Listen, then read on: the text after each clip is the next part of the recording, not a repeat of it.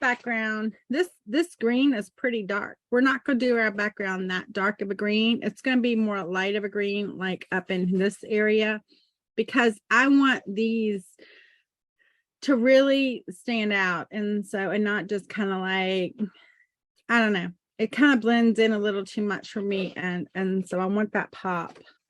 And I just don't feel like we'll get that pop the same way. And so I have for these projects, I use the golden or Liquitex colors. I have a little combination of both because I don't have the I don't have all of the products and all of the colors that I use. And so I just use a little combination of what I have. And I hate these golden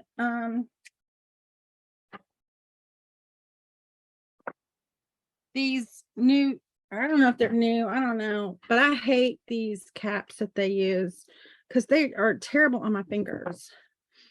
So we're going to do a lot of blues today. We're going to start with the ultramarine blue. You only need just a little bit. These colors go a long way. So guys, don't put a whole big blob out. Just put a little bit. Don't be like, I love Bob Ross, but man, when I watch his, I kind of like, just a little bit of me cringes a little bit when I see like all that paint. And I know he didn't waste the paint. I know he didn't. But still, like, see all that big old blob of paint, just like, I kind of cringe when I see that because I'm like, that's a lot of paint he has on his palette every time. And so that's a little Prussian blue. So right now I have a little ultramarine, a little Prussian blue, and I'm going to put a little bit of phthalo blue. Hey, Teresa, how are you doing today? Hopefully y'all all are having great days, great morning. I don't know what I'm saying. A great days. I want y'all to have a great day every day, but I just meant morning today. A great day so far. I need to find my little thing. I need to focus a little bit. I think I'm a little out of focus here, guys. Let me just see. Can I focus it a little more? I think that's better. All right. So we've got some ultramarine and we've got some Prussian. And this is a little bit of phthalo. And so if you want to kind of know the differences between these, if you add just a little bit of water or a little bit of white paint and pull it out a little bit, you can really tell. But the ultramarine is kind of like a cool blue. It has the, I'm sorry, a warm blue. It has like the, it's more on your purple side. The phthalo has a little warmer blue. It's more pulling towards your like green side. And so I'll show you what I mean. And this is where it gets kind of important when you're, if you pull out just a little bit, you kind of see that tealy color there. See that teal color versus when I pull this out, you're going to see more of like a blue that kind of leans more on that purple side. The Prussian is just a little more, it's a darker blue that's kind of got a little bit of almost like a gray in it. It definitely leans more on the warmer side, but it also kind of has like a little bit of a, it's much darker. And so these colors are going to play nice together. I also have a cerulean, which is another warm blue that we're going to play again a little bit with when it comes to the birds and making them pop. And so we're really in the blues this time. All right, so we're going to get started. I have these blues out. I also have a couple of greens that I want to talk about. I have a hooker's green. This is more like you could mix your colors. You could mix blue and yellow and get your greens. But for this, I just kind of make life simple and just like, okay, have a hooker's green and have a phthalo green. And so both of these colors are great colors. One is like a true middle of the road green. So if I pull that out, I'm going to show you kind of very middle of the road green, right? Doesn't really lean. If anything, it leans a little more on the yellow side, but not much. There's other greens that lean much further to the yellow side. And then this one leans to the blue side. So if you wanted to say anything, you could say this is our warm and that's our cool green. Okay. I'm sorry, I got that backwards. No, that's right. So this is leaning to the blue side, which is cool, and that's leaning to the yellow side, which is warm. Sometimes me and my brain cells just don't always align appropriately. And then I have some yellows and stuff like that that we'll get into in a minute, but we're going to use these colors for our background and along with some white. So always have the white and the black.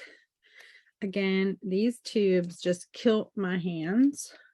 Who is with me on this? Who has golden paints and who loves these caps that are like these? Because I can't stand them. I don't know the why for it. Actually, on one of mine, the cap broke. And so I wasn't. Hey, Carolyn, how are you today? Hopefully y'all are having a great Saturday morning. All right, let's get started with getting some paint on our canvas. So the first thing I'm going to do is I'm going to go into some white here. And I'm going to use my water and I'm going to thin it a little bit with my water. These are kind of heavier bodied paints, but the whole thing is I'm going to put down quite a bit of white on here. And I want it to get into all of those little tooth of the canvas. So I want it to seep in there. That's one of the reasons for using that water. We're going to be using water a lot today, at least in the first part of this painting. We're going to do some stuff with water. Now, I don't want this to dry, so I need to work quickly. If you don't paint quickly, what you'll want to do is you can mix a retarder in, and I hate that word, but that's the word that they have for it. But it extends the dry time of your paint. So if you paint slower, you can work some of that into your paint and it will give you the time you need for what we're going to do. We're going to do a little bit of wet on wet fun. Another thing you can do is just work in segments on your canvas. And so instead of doing the whole thing like I'm doing here, you could say, okay, if we're just going to do the top part and get that with the white paint, and then we're going to do the blue that we're going to do, and then we're just going to do the white on the bottom and do the green. And so we want this white to be kind of thickish, not like, you don't want clumps, but you want it to be something you can work with and that will work with your colors that you're going to come in there next with. And so again, you need to work a little quickly here. I'm talking and not probably working as fast as I need to, but that's the one thing, like when it comes to Bob Ross painting his stuff, like he could talk the whole time and paint this magnificent canvas that's like an 18 by 24 inch canvas in 30 minutes. And I was just like, I'm always, and especially, I guess when I was young and watching him on TV, I did not realize like how truly like talented that is in order to do that. I'm touching into a little bit of my ultramarine. Now, personally, I think ultramarine makes like the perfect sky color. And if I was doing a sky, I would go more ultramarine than the Prussian or the phthalo. I mean, not the phthalo, but the the phthalo blue. So I'm right. my brain had phthalo green on the, so we're just going to do a little darker at the top and then blend it lighter and lighter as we go down. And then I'm just going to touch right into, and I'm going to pick up a little bit of that phthalo and a little bit of that hooker and just kind of have both of those colors coming in right here. Because this is kind of where ground and sky meet, right? Somewhere in there. And then we're just gonna, I'm gonna go more to the hooker green as I go down.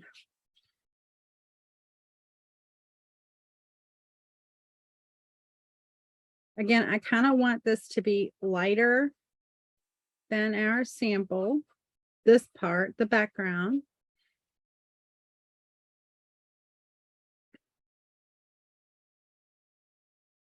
But I do kind of want it, as I go down, it to get darker.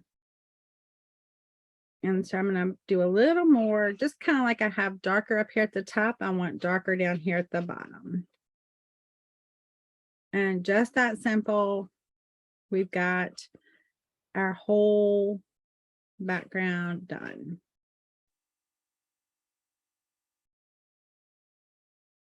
Okay.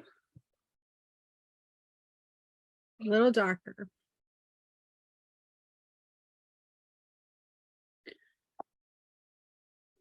So I'm going to dry this really quickly. And I want y'all to tell me if y'all have any plans. Y'all need to talk to me today. Y'all know I love to talk, but I love y'all talking to me and us having like some conversation and some fun while we paint. I'm going to give that a quick dry. If you're new to me, say you're new to me, and my folks that are here, they'll welcome you. They're great.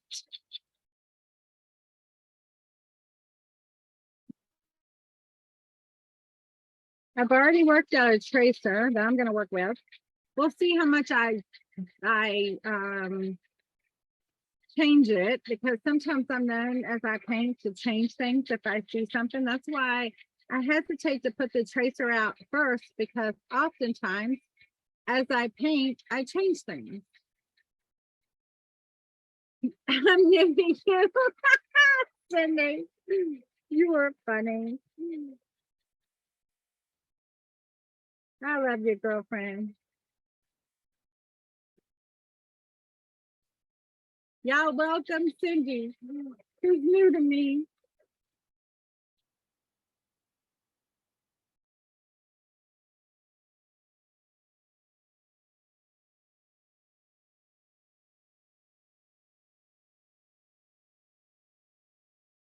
Y'all have any fun plans for the weekend? I'm going out tonight and having dinner with my daughter-in-law and son and my 2 grandchildren for my daughter-in-law's birthday.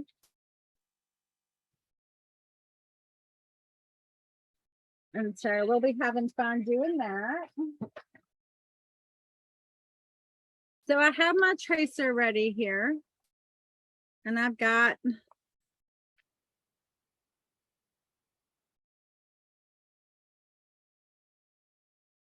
there's one little error with the tracer if we go with this one, and that's right here. Just don't do that. The actual one is there. I drew that in and I was using pink. I was using pen, ink pen. And so sometimes me and my words. Anyway, make sure it's completely dry. And so just don't trace that part, just trace that part. Okay, there's one little error there on it. And then you're just going to want to get some graphite paper. Just spending time with my husband running errands today. Our youngest daughter might fly in this afternoon. Awesome. That sounds like fun. Graphite paper, if you're not familiar with it, it has kind of like, you know, 2 sides. One is kind of the dull side. One is kind of the darker, shinier side. That's the side you want down. So you want the dull gray side up and the dark shiny side down on your piece. You can get these at Michael's. You can order them on Amazon. You can just pretty much get it anywhere that art supplies are sold. Amazon probably has your best deal on it, but honestly, it is one of those things you can use it 100 times. One sheet can be used 100 times, I'm pretty sure. And let's just knock everything down. And so we have our little dogwoods that are going to be on here because I started to leave them off and I'm like, I just can't. Dogwoods are like one of my favorite things. And so trees, I guess I should say, it's not a thing, it's a tree. And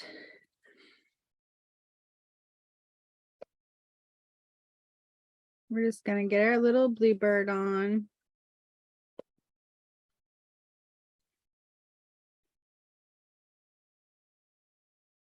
And I'm just kind of giving myself some guidelines here as to where certain things are with this bird, right? And so where his wing comes in here, where there's like a little bit of a variation of his wing.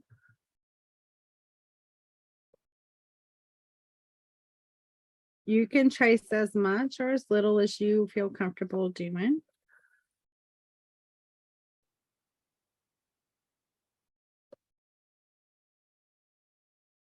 And so we got our daffodil coming in here.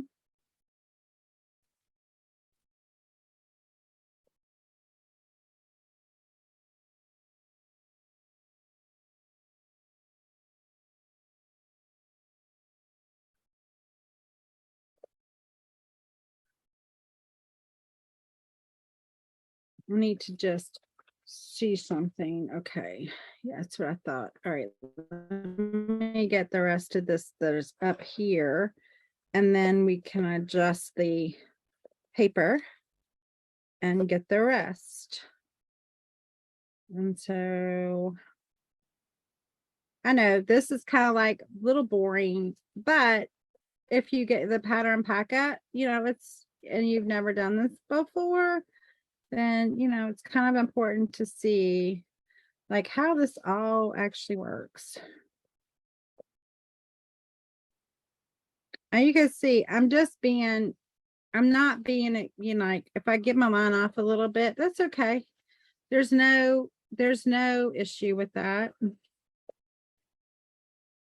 I don't want to do down here because down below sort of this line here, the paper isn't there. So I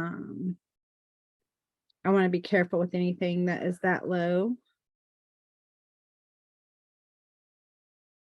Notice I just keep my hand on the paper, holding it down so it doesn't shift. If you need to tape it, you can.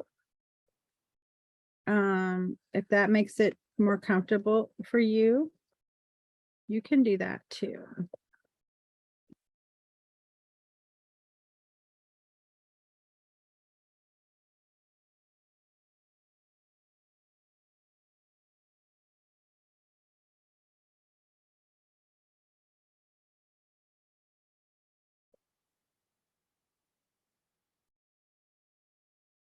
Oh, it doesn't go all over that far. So I'm gonna have to redo part of that, but that's all right. I can probably make that up. Anyway, all right, I've gotten all of that. I can get this little bit there. And this just goes right off the right off the canvas.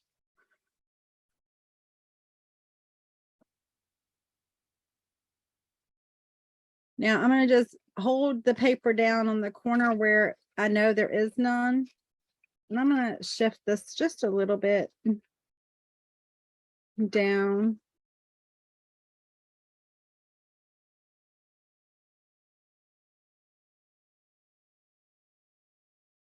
I bend my canvas so I know I have it where I need it to be. And so that's another little trick. If your paper goes over your canvas, if you bend it so it hugs the 3 sides or 4 sides, however many it goes over, then when you put it back, you know, you've got it right in the same spot because it goes right back in that little bend. You push it up in there good if it's twisted any, and you're good to go. And so part of me is like, where is that line going? But I see it. I got you, Fluff Leaf.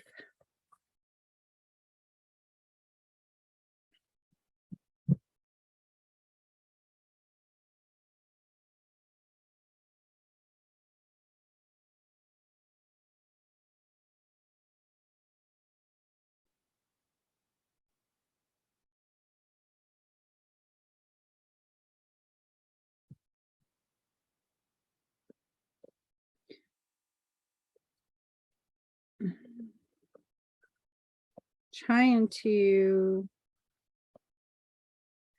and so this is just kind of a weird little white flower just to pull some white down into this bottom for a little bit of a pop.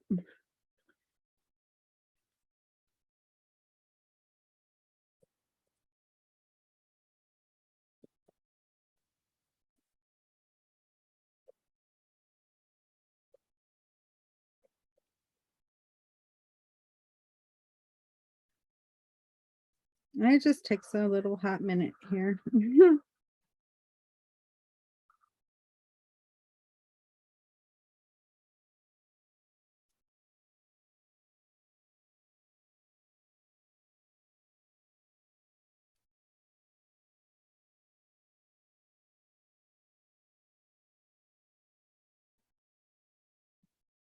Get this little bird in, right?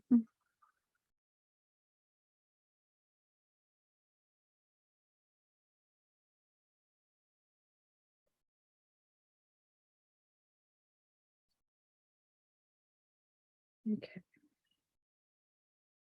We are good. We are good here.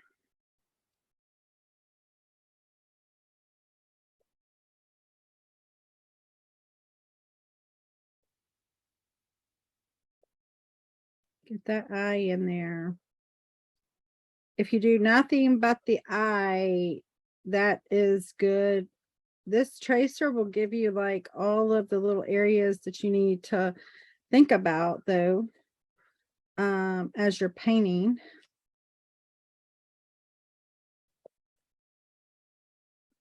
This tracer will give you that.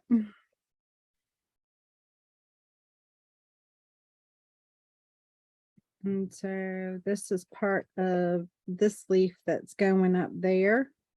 So as well as that. Some of it's just trying to break up what's what, right? And so that is sometimes the hardest part about a tracer.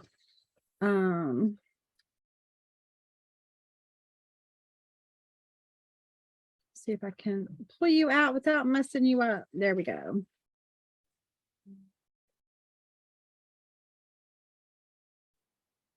Again, make sure it's lined up.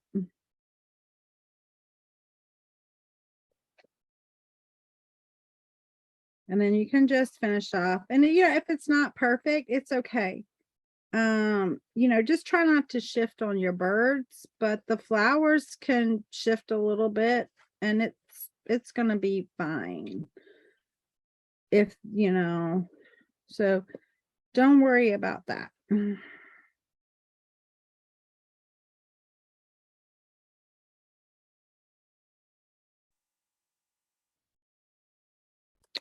All right, I think we're good. We are good. I did miss a little line there, but you know, and then if you miss a little line, just make it up. Just like, okay, I made you up. There you go. And there we have our design on. I don't know. I think you can see that. You can kind of see our dogwood tree is beginning to bloom. Yes. Yes, it is good. It's a good way to draw. It is a good way to draw. And you know what I do? And I'll give you a little secret of what I do is I take a piece of tracing paper, lay it on my canvas, and start to draw.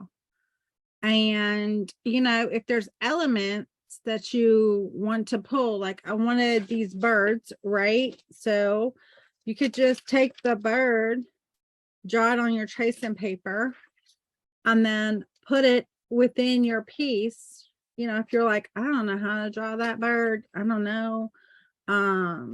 The flowers I got, but the bird I don't know about, you can do that too. And then just place the bird where you want it on your piece once you're done. And I may use 3 or 4 of these sheets with different elements on it, setting it around until I get like the design I want on one sheet, and then you know, create your tracer that way. But you can draw on these, and that's why it was like I had that little mistake there, because I was drawing and I was like, that's not where that should be. That's not where that should be. And you know, again, we learn each and every time. All right, so we've got our blues already on there. We've got some greens. I'm going to go back and put a little bit more green. If you know, be conservative with your paint, especially these expensive paints, and just put a little bit. And if you need more, you can always add more. The first thing we're going to do is we're going to just we're going to use our blues, and we're going to use some water. We want to use water. I'm going to actually use a little filbert brush with this. I think that'll be easier to get up in there, even though I am a angle brush girl, but that's okay. And I'm going to start with the ultramarine, I think is the one I want to start with. And I want it to be very thin with water. So I want this to be extremely thin with water. And all I'm going to do is get it thin. I want to create a wash. I just want to, almost like a glaze, but I'm not using glaze and medium. I'm just using water for this, but I want a very thin wash. And I'm going to come in with my birds, and I'm just going to give them a very thin blue wash. Okay. If I have too much water, I just want to knock that off. I don't want it to bleed outside of the bird. But I want it to be very thin. I want to be able to see through it. You should still be able to see your lines through it. If you can't see your lines through it, then you haven't thinned it enough. And so you want it to really be a true just wash of color.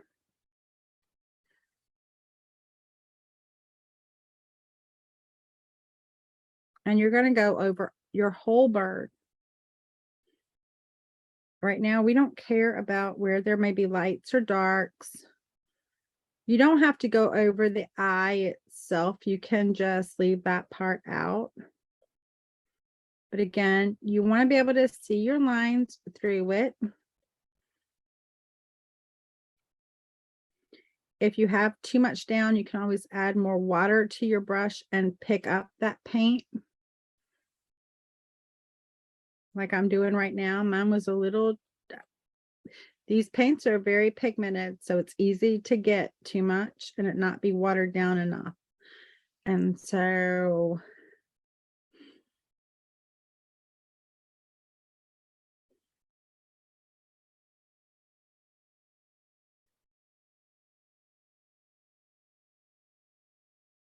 you can leave the beak off too. You don't need to do the beak, but your whole bird, get that on there. You can even add a little water and pull up a little bit if you want, if you get it too much. But you don't want it to, you want it to be darker than your background, but you want to be able to see your lines too. And so it's questionable if I can see those lines, but it's okay. I think I can. Oh, I can see them. Yeah. Okay. You're welcome, Cindy. And we're going to do the exact same thing with this bird down here. We're going to just come in and color block in that blue. I truly think of this as just color blocking in.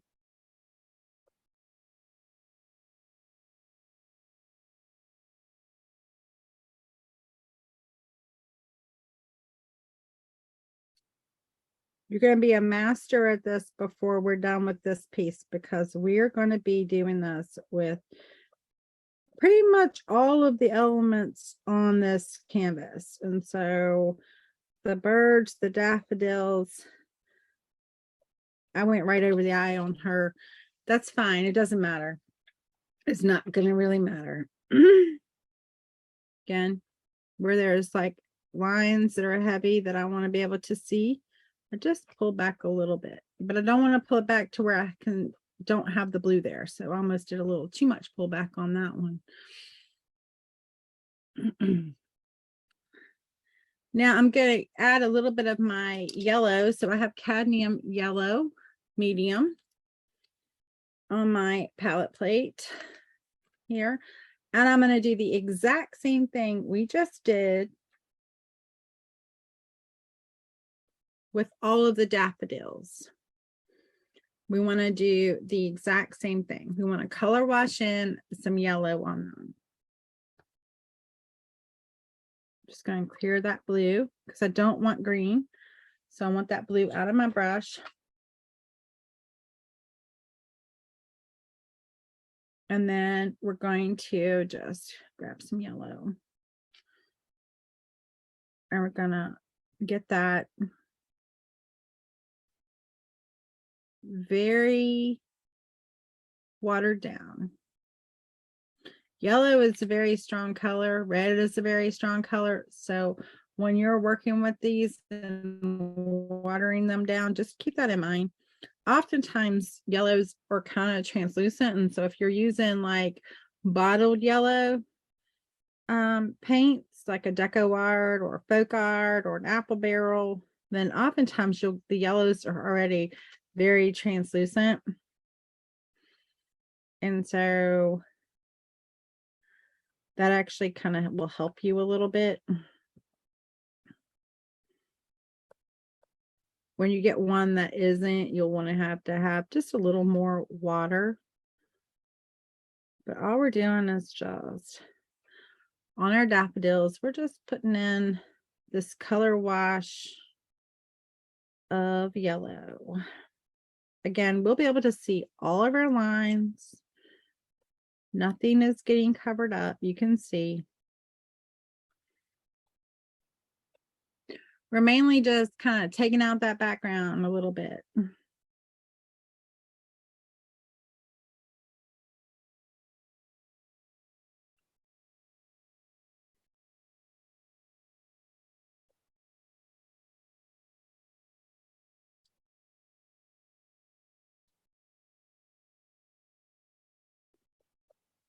You don't worry about details. You don't even need to really worry about, like with the birds, like the way the feathers are growing or anything like that. You don't have to worry about any of that. If you do this with an animal, you don't have to worry about the way the hair is growing at this step. This is solely just getting paint on the canvas, a color wash of the color.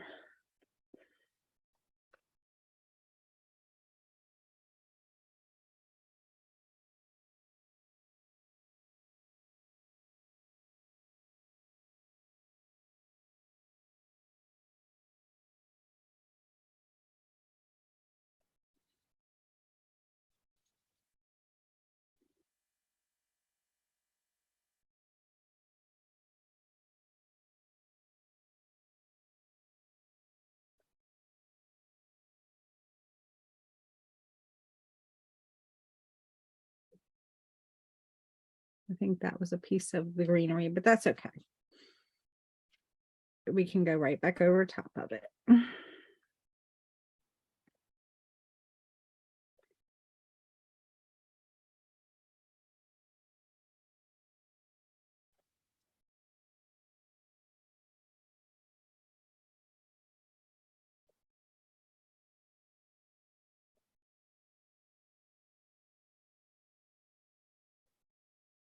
So I'm getting some fun new things next week coming in, and I'm excited about them. We're gonna have some fun with on my page. Next week, we're going to be creating some fun things for St. Patty's Day. I am going to be making some prizes for my church party we're having next Saturday. And so I need some prizes to give away for some games we're having. We're having a St. Patty's Day thing because it's just fun little fellowship, you know, to have some fun. And little potluck dinner and some games.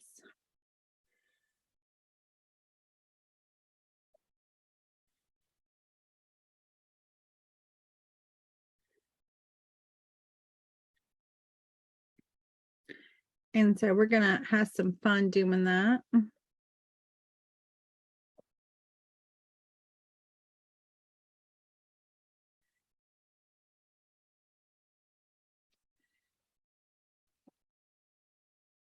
I know this looks weird, doesn't it? It looks very weird. You're like, what are you doing? This is weird. I haven't seen you do this before, and you haven't. I don't think I've done this live before on any of my paintings. I know we've color blocked before, but not with a wash. It's a little different. A little different technique. I thought I would show you, share with y'all. What this is going to allow us to do is get a little detail in there when it comes. It's going to help us with all of our detail work. And so that's what this is going to do. It just gets us one step closer when we're coming in with the detail.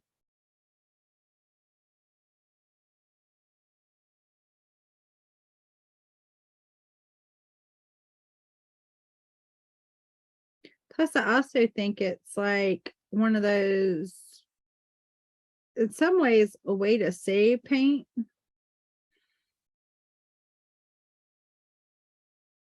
Because you're kind of already starting out in the color that you are, you know, needing.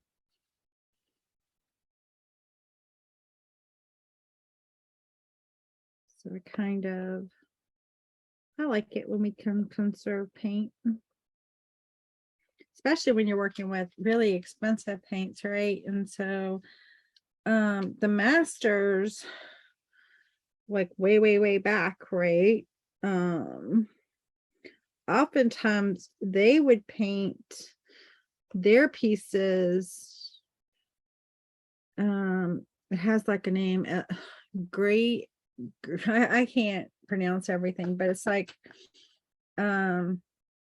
Grace Eye or something like that, where they would paint their entire piece in black and white, and then they would go in and color wash the colors that they wanted over top of the black and white, because the color paints were so much more expensive than the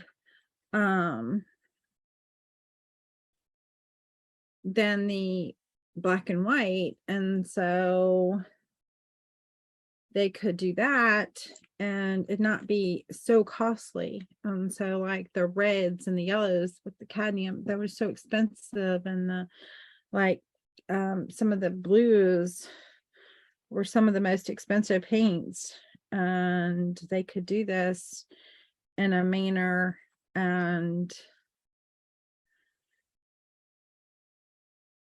that allowed them to paint much cheaper and save paint.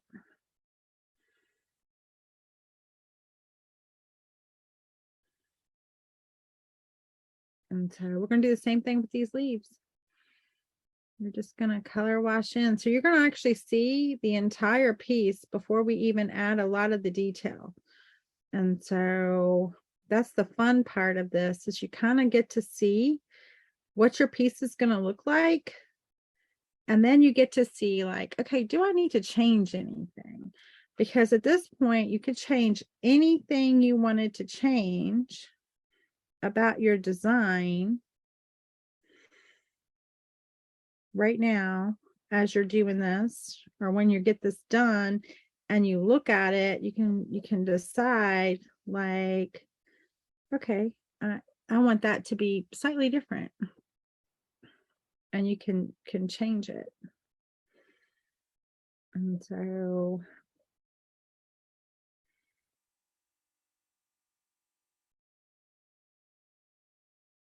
that's the fun part.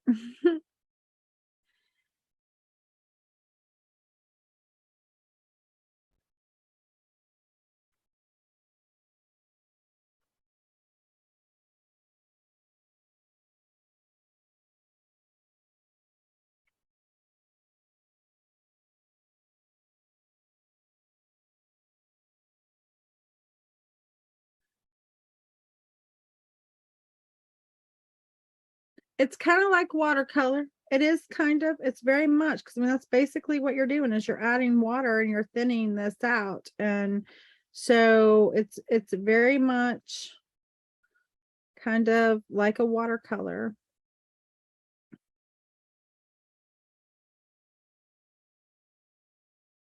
I'm just going to come right over top of these little flowers down here that are going to end up being white, because I want this green to carry below those. And so I'm just going to go right over top of them.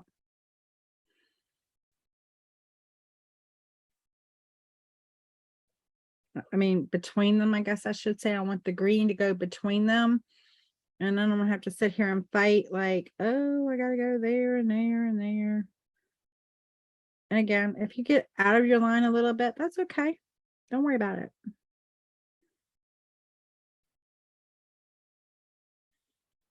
This is where you just have fun.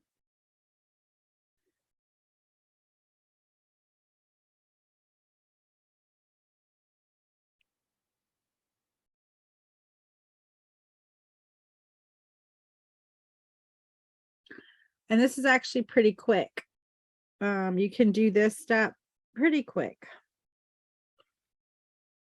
You don't have to think too hard about this step.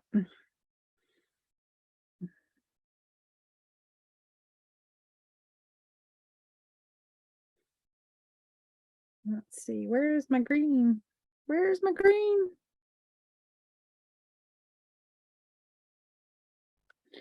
And I know it comes in here between these two and comes in here. Kind of goes all the way down through here, right here.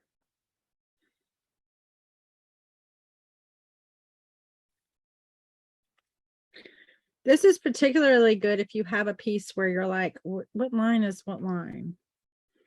And you can work it out with these color washes. And then if you need to change something, because you're like, oh, that would have been there. So see, like, I missed one of my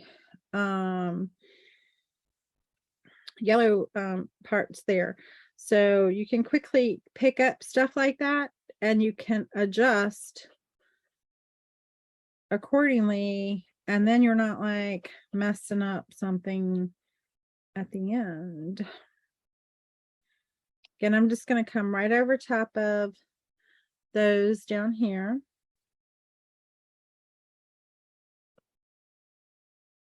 Because this is one like gigantic leaf right here, and it's underneath of that part right there where the leaf comes in, but that's okay. And here's where this stem goes up for that one. And then here is another leaf that goes up the side of the canvas. And so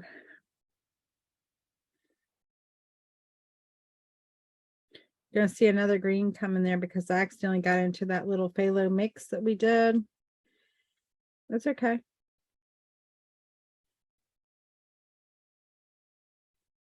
The leaves are going to have that color in them anyway, so it doesn't really matter.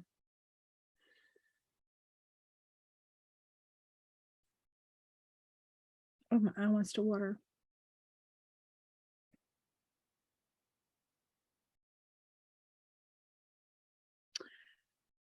Okay, Brenda, you have a good day.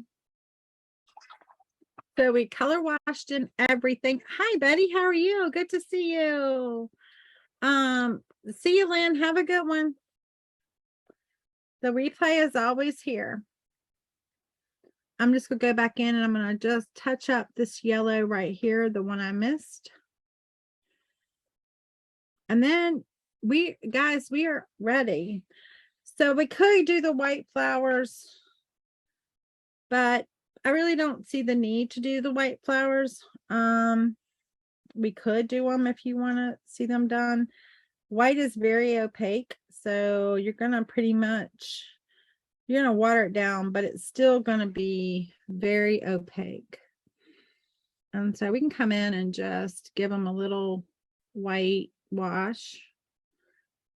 These are our little dogwoods. Again, this is just to get color on canvas. And just to kind of like check our whole little design.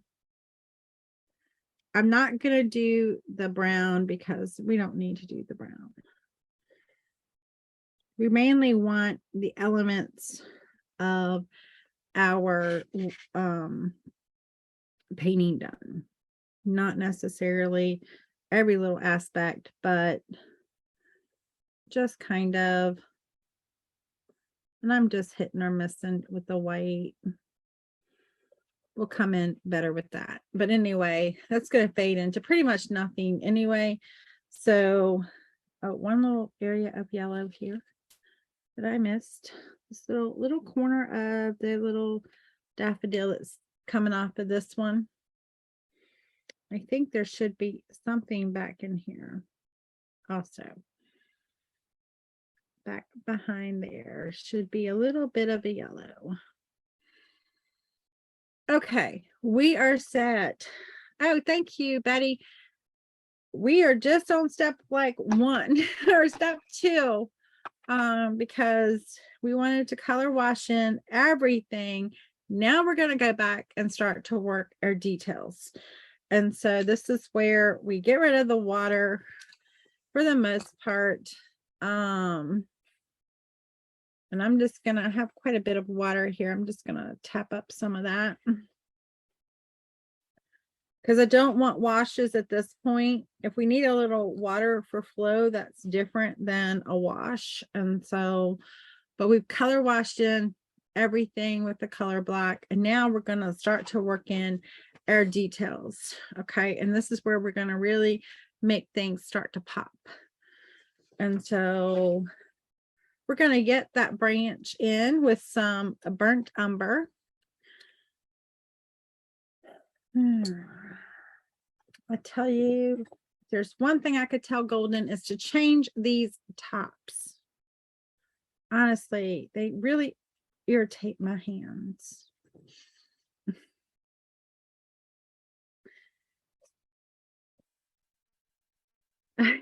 Well, that was the one that was everybody voted for. I mean, it was like kind of like the piglets. It was a landslide for this one. One of the other ones had quite a few votes. That was also pretty, but this one was the winner by a landslide. So we're going to just go into that burnt umber, work it well into our brush, and we're just going to paint this branch here. This is just a piece of a dogwood. Maybe it fell or something. I don't know. We can make up our story for this because usually dogwoods aren't this close to the ground blooming. So chances are it just fell right into this little garden. And these birds are just loving it because they can kind of hide among the daffodils and yet probably eat some of the little seedlings and stuff that are on the ground or whatever.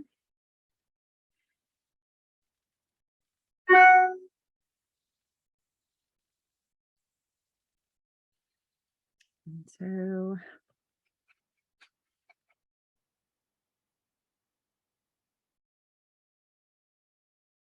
we're just going to come and bring it all the way to the ground, right?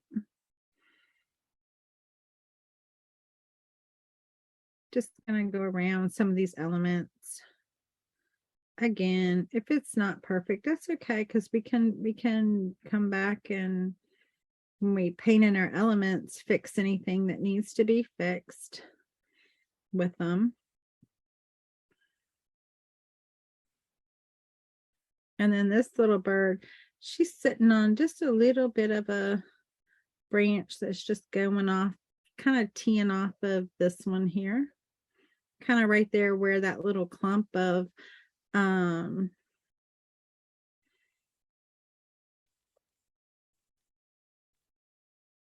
little dogwoods are.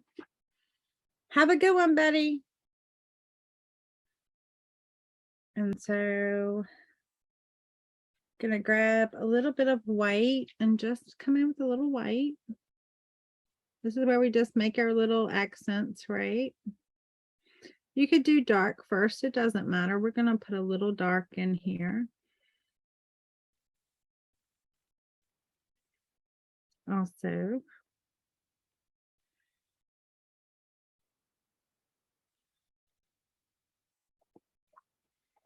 I'm gonna get a little bit of black. This is Mars black that I'm using. You can use any kind of black that you have, it doesn't matter. They have a couple of different blacks among the different versions of paint, but they have a lamp black, a Mars black.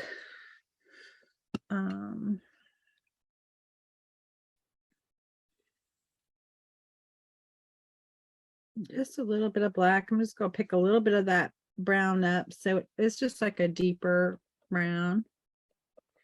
We're just gonna come on the back side. If it picks up a little bit of that white you put in, it's okay. It'll just make it a little bit of a gray. That works still.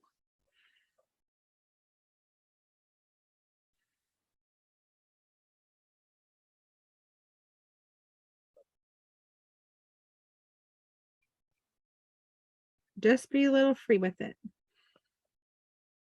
Just that simple. Okay, so I'm also going to add a little bit of a golden yellow ochre it's called. Don't need a whole lot. And I'm going to add a little bit of cadmium red, mainly because I want an orange. And so I want just a teeny bit of orange. So I don't need a whole lot. Red is a very strong color. And so you don't need a whole lot of this, just a teeny little bit, because we're just going to use this for a little bit of accent with our, and I'm just going to grab a palette knife, just kind of a small one here. This one's fine. Pick up my yellow, pick up my red, again, just a little bit will do you. And we're just going to make up kind of like a happy orange, like a marigold orange. Kind of want to lean it more to the yellow side than the red side, but it really doesn't matter. Orange. Just gonna, any orange will do you. If you have an orange, just grab that. And so, okay. Now, we're going to just start working on our daffodils for a little bit. And I'm going to go into that yellow, the golden ochre, and that orange that we created. And we're going to actually pick up a little bit of green too. So we're going to have a little bit of all of those colors working with us. I'm going to go in with the yellow first.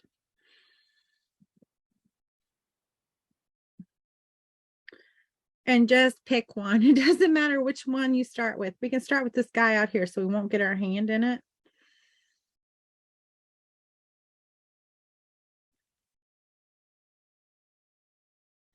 And we're just going to kind of color block in some of the leaves, some of those petals.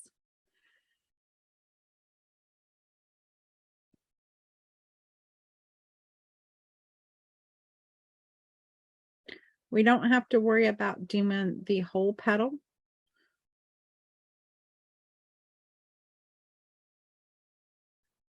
We're going to do a few, and then we're going to start to pick up some of these other colors and work with us, okay?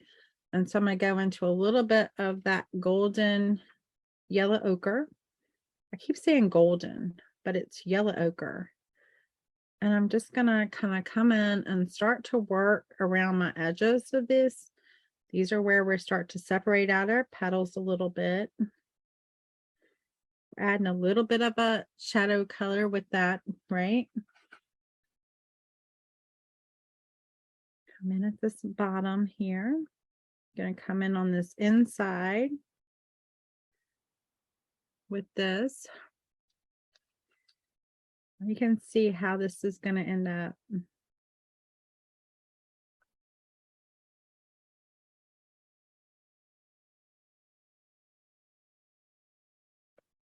Okay. Go into a little of that orange. I'm going to work this orange in.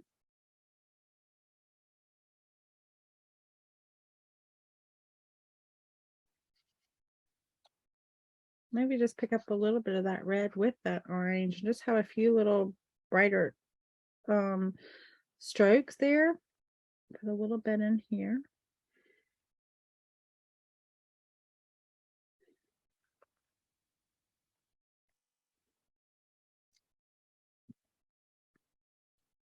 I'll wipe off any excess. I'm going back into that yellow.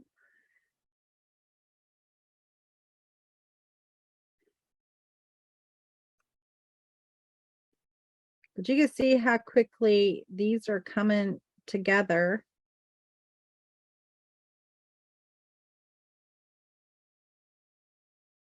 Pick up just a little bit of white. Want some brightness to mix in there.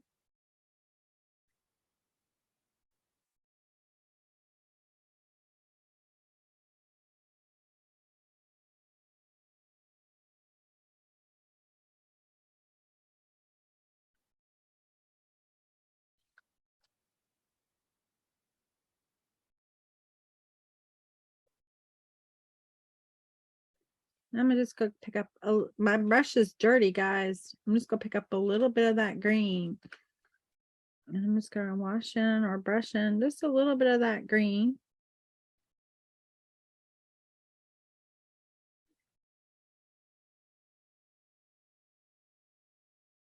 Make every one of them different. Don't do them all the same. So some might have a little bit more green in it. Some might have less green in it. Some might have a little more of the orange and the red in it. Don't make them all the same.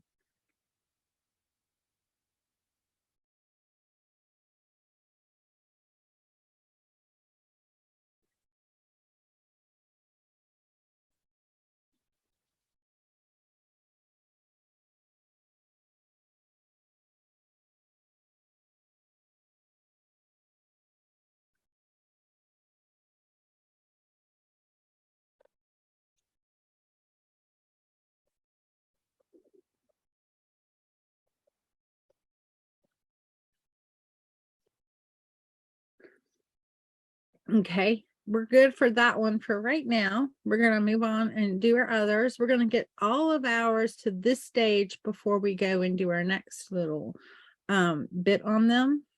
And so we're going to just work across our canvas on all of them, kind of doing this very same thing.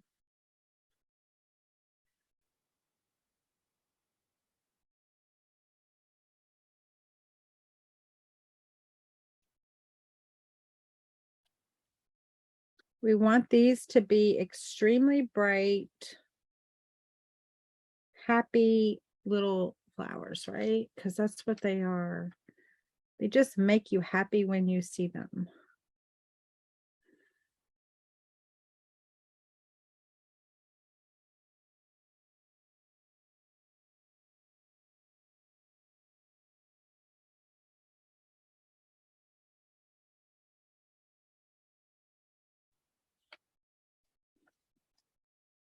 We can kind of pick up the pace a little bit on these because it's pretty much a rinse and repeat of everything we did, right? So we put that light, the yellow in, then we're going to come in with that the yellow ochre.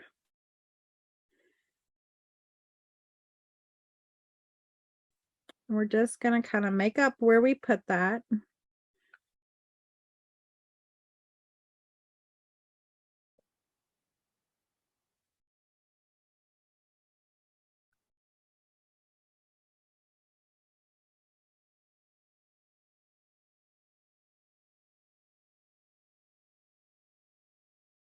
And so we make up where we put that, and then we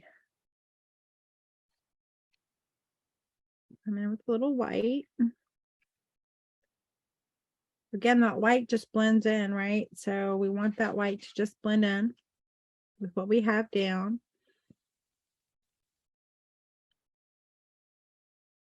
So we get a little brighter.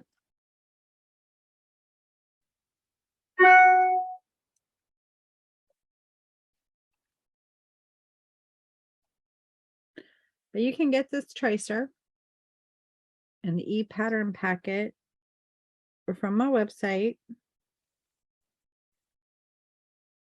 It'll be ready after this live.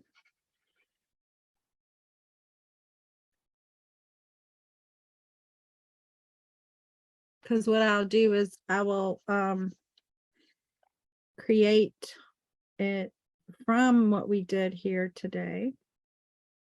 And so I'm going to make it a little darker inside there. And I'm going to bring a little bit of this orange out into our petals here. Because again, we want to make these not all the same. And so we want these to be bright. We want these to be happy little petals.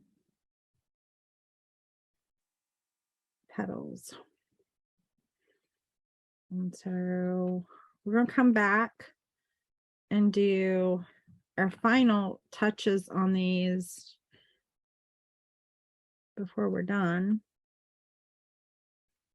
But this is just the initial.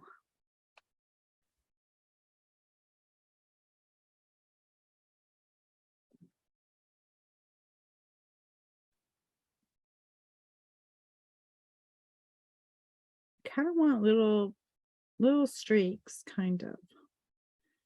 Let me show you what I mean by that. If you look at them, you can kind of see these little lines, right? And so that's what we're creating, kind of that little line. And so we're going to come back and do a little more of that with our liner brush, but we're just kind of want to get it started with the bigger brush, just to kind of like, you know, start the work for us, right? And so we don't have to work quite as hard at the end to get that look that we want, because we've already kind of started it.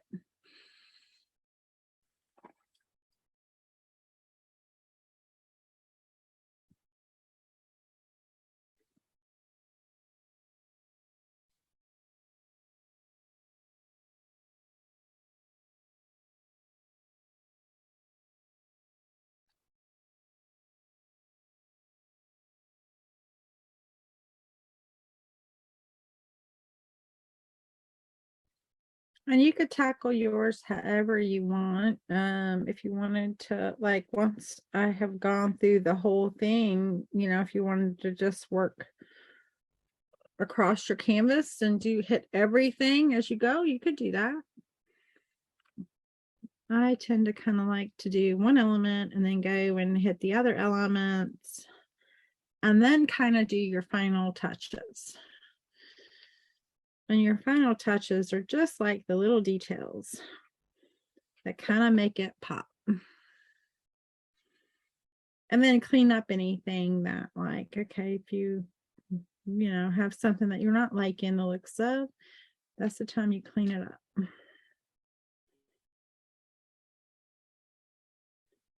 So the yellow down first, right?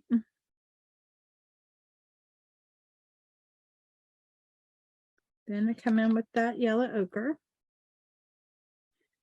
So we darken anything we need to darken. Good way to separate petals.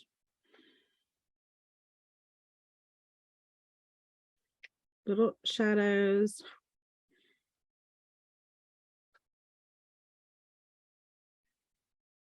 Where you may have a dip or something like that. This is where you get to have fun and you make up what your petal looks like. Your petal may have a turn in it. It may have a twist in it. It might be just full on glorious.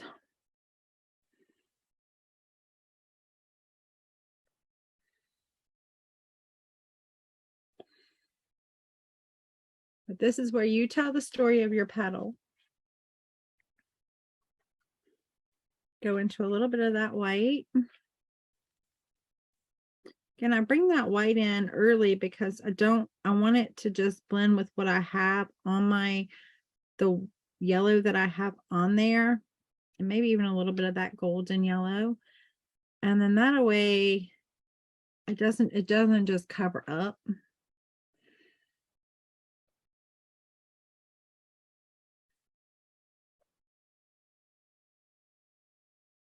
Or else it just covers up. Then you can kind of come back on top of that white with just the yellow, and it pops that yellow even more. And so it just brightens that yellow.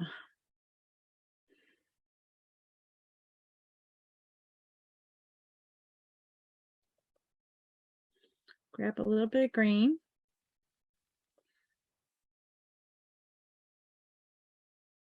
Again, you get to decide how much is green.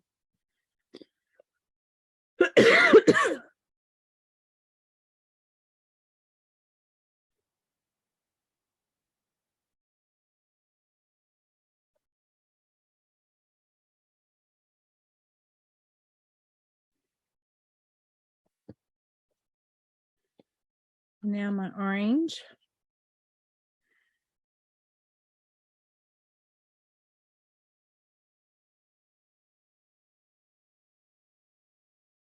Get in there. And then a little bit of that red. Notice I'm just kind of like patting my brush. I'm just patting that color in there. And I'm creating how big of a opening I want that to be. Just by bringing in those different colors of orange and red, maybe to just deepen that even more, that opening. And I'm going to come back in with a little more of that yellow. And this is just cadmium yellow. And just kind of hit it on top here to pop that.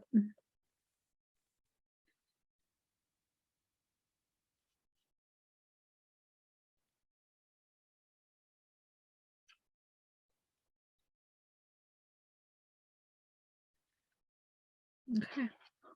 And we're gonna move on. What do y'all think? Y'all like the way we're doing these flowers? Y'all are quiet. Y'all are so quiet. I don't even know if y'all are still here with me.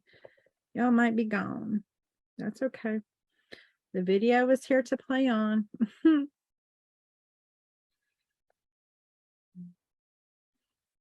But I know people have busy times.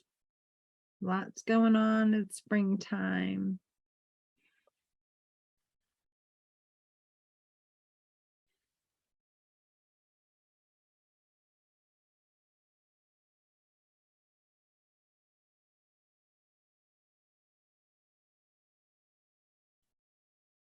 Okay.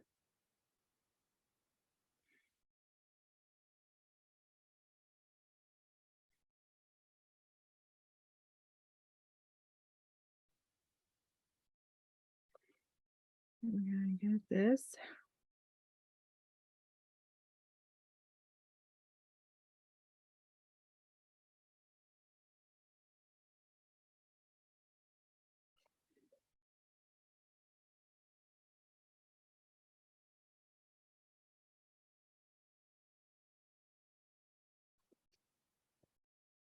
You like it so far? I was working on flower last week and painted layers till I got it the way I liked it. Yes. Don't ever give up. Just keep, keep layering it on. It's, you might have to just like let a layer dry sometimes, depending on what type of flower you're working on. If you start to get a lot of blend, and especially if you're working with a lot of darker and lighter colors. So what I mean by that is like if you're, using a lot of like your shade and highlight colors and you're getting them close to each other, you're going to make some mud and then you're not going to like it. You're not going to like that mud you make. And so if you start to make that mud, just let it dry. Leave it alone, let it dry, come back. Because you're going to like it a whole lot better if you just leave it and come back. Rather than just keep making mud. Because at that point you're fighting it instead of painting. And so sometimes it's just better to leave it alone and come back.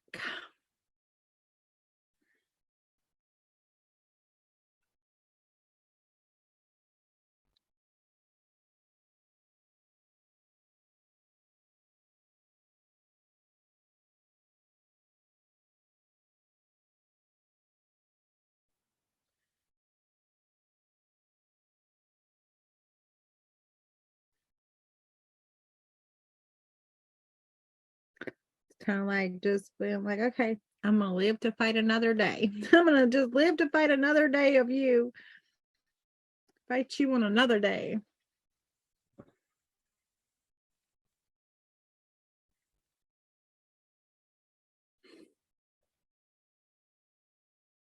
Keep your hair dryer close by. Yes, because sometimes you have to do that. Sometimes you have to do that when you're doing this. And but this is gonna be such a sweet little piece. I'm in love with it already, and we're not done. We have more to do.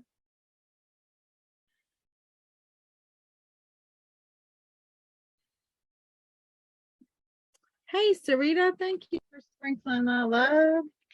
I'll get your name entered in. I'm Siri. Okay. Clearly, I know you're serious. Nice to meet you. She says, pleased to meet you. I won't say much. At least she's talking to me. She only talks to me when I call her by the wrong name. So maybe that's the trick. Call her by a different name and she'll talk to me. But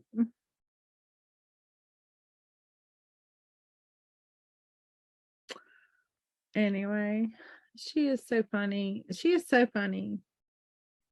Like, I try to just like keep the laughter going, right? Because you just have to laugh at it.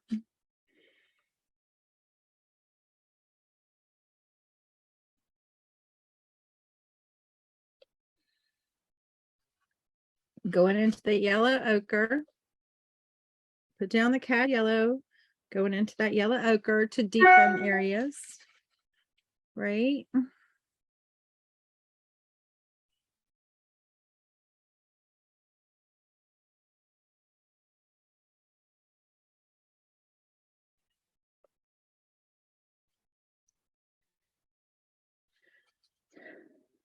Y'all, if y'all don't know, my series, she stopped talking to me like years ago now. It's been a while. I changed the voice to a male, Australian male, because whatever. And then I offended him, I guess, because I told him he was kind of useless when he was trying to give me directions to a place. I live in Virginia, and he's giving me a direction to a place in Michigan where I wasn't going to Michigan. Like, and I kept saying, no, in Virginia, in like Charlottesville, Virginia, where I live, like, I just needed to know where this road was that I was unfamiliar with. And it was like, so finally I was like, you're useless. He said, I'm sorry you feel that way. That was his comment back to me. And it was the last time he spoke to me. And so,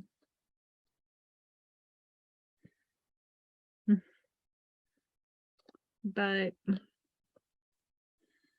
fast forward like several years, and I've got changed devices so that it's the voice is changed back to the woman voice. And I haven't changed it because I'm like, clearly, they have like sensitivity issues, clearly. And so now, but she still won't speak to me unless I call her by the wrong name. When I'm on my lives, she'll speak up. Other than that, won't speak to me, not at all. So again, little green.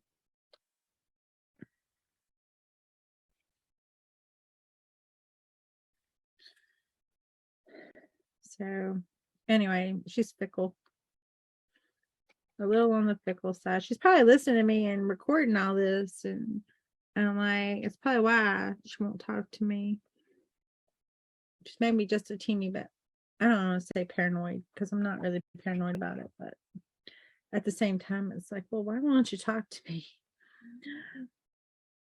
You gonna hold that big of a grudge? Okay, all right. I'm sorry.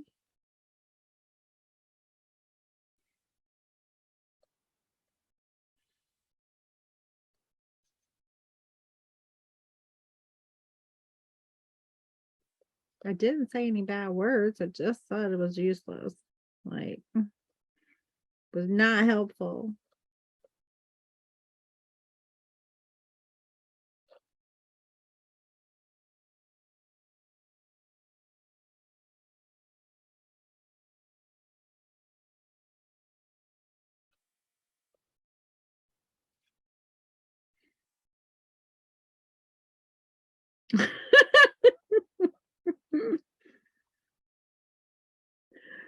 Yeah, I know, right?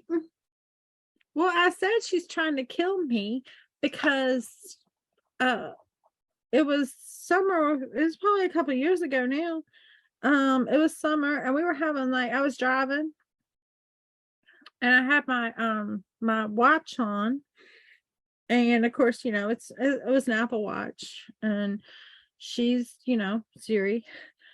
It pops up on there. I mean, we're having like this major storm that like they just sent like a warning over your phone about like this major storm, major electrical storm, seek cover, whatever, right? Has popped up, one of those severe warning things.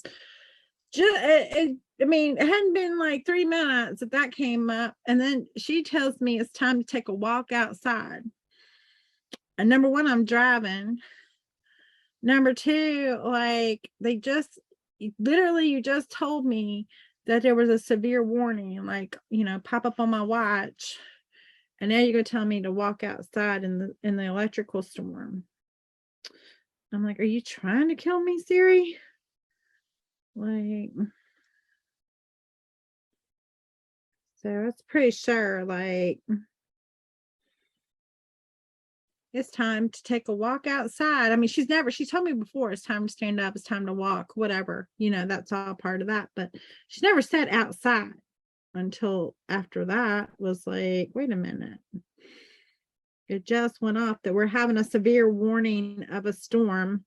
Seek shelter, and you're going to tell me to walk outside? Okay. Like, I'm pretty sure you were trying to get me killed up in here.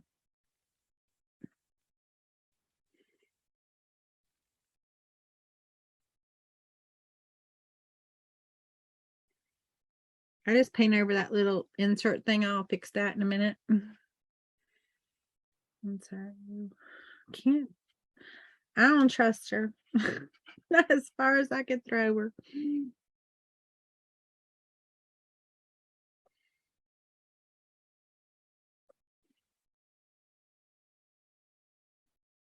I'm pretty certain it's not a good time to be walking outside.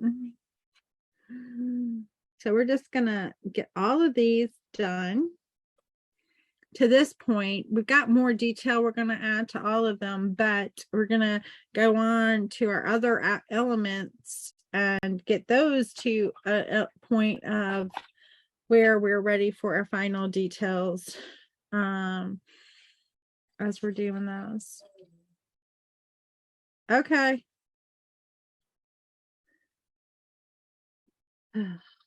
Anyway. At least that's one thing I don't have to do. Husband said he called the restaurant and I guess made the reservations. He asked me to do it. I was like, well, I'll be live when they open, but I can do it afterwards. He was like, okay. But he did it. I'm like, yay, I don't have to do that.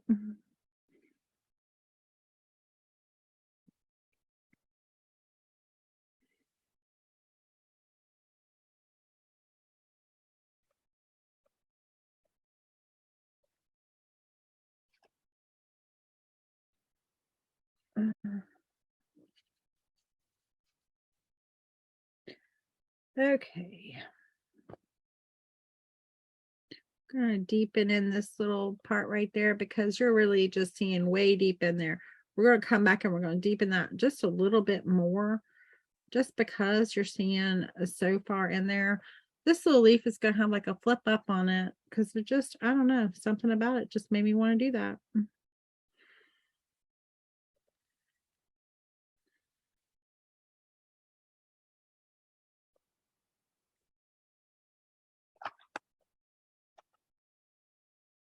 And again, a little green. It just kind of helps set everything because they do have just a touch of green on them.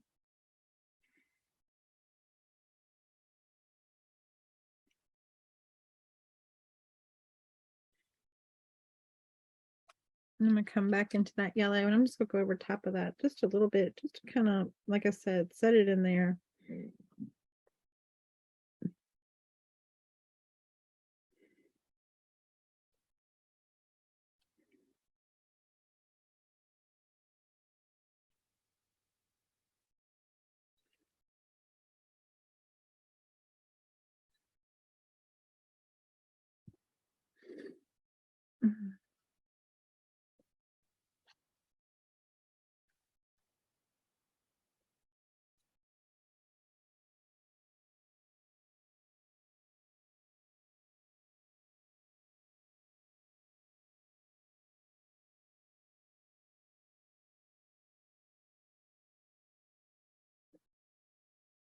Okay. I'm gonna put just a little more white on this guy. I don't think I hit them with the white. If I did, I don't necessarily see the brightness on there. Okay. One more. I'm kind of loving these. And they're super simple. Nothing complicated here. Just basic little petals.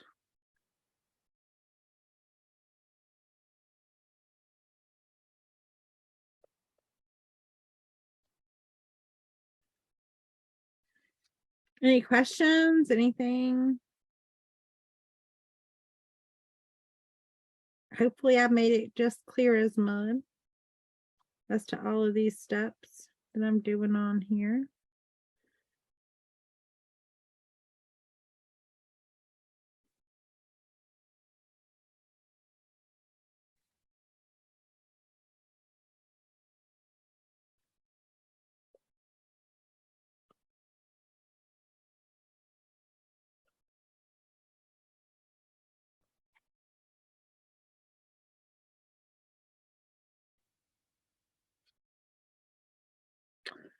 Let's go.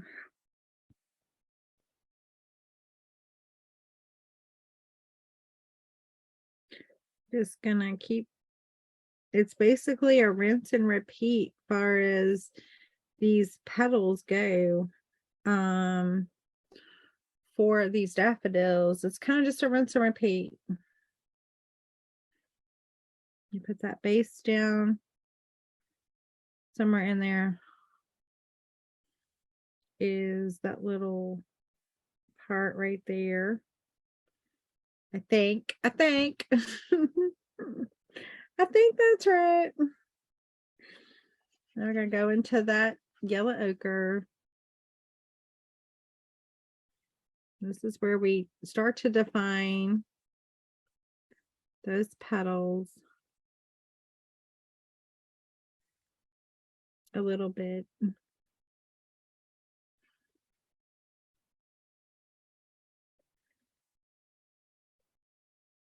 I tell you, today the wind has been blowing something fierce. So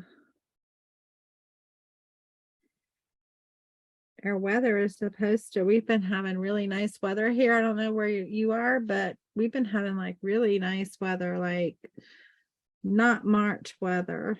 But this week they're saying we're gonna have March weather. March is back. She back. And she back with a vengeance. She's kind of mad because April was trying to take over. April and May was trying to take over. And so, and was spoiling us rotten with like 70 and 80-degree days. And so, but March is back and back in control now. And she's showing it today with that wind.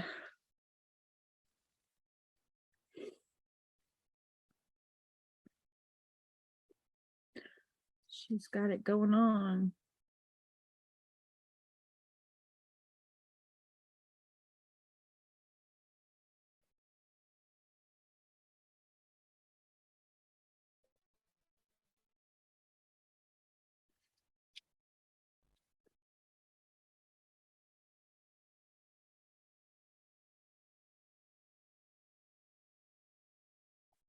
'80 there, then back down to 50s and 60s. That's kind of how it is here, Cindy. It's kind of been really nice. Today's not gonna be 80, but it had been like really nice, and now it's gonna go back down to those colder temperatures. And so they said even tomorrow we may even have a winter mix here, and I'm like, I mean, I can't complain really, because we really have not had a rough winter at all. And so I feel bad like being like, I don't want that, but at the same time, I don't want it. At the same time, I don't want it. And so I'm not going to feel but so bad saying I don't want it because I don't want it. I'm kind of over summer, right? I mean, over winter, right? And I'm ready for summer to come on. I'm ready for those warmer temperatures. And so, all right. So I think we're good. We're getting really good with where we are with this. And so we're not at the final stages of anything. Nothing is done with these, but we are kind of close to where we would be putting on just the final little touches. And so I'm pretty happy with where we are with these. And so I'm just scratching a little bit of green again. They have a little bit of green on them. And so I want to get that in there. And we're going to let all this dry before we come back with any final touches. And so I think now I'm going to get out a little more white. I've got my black. I've got my blues. We're going to get those little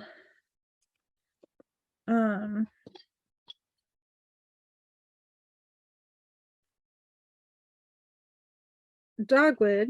If I can talk and do two things at once, I don't know if I can.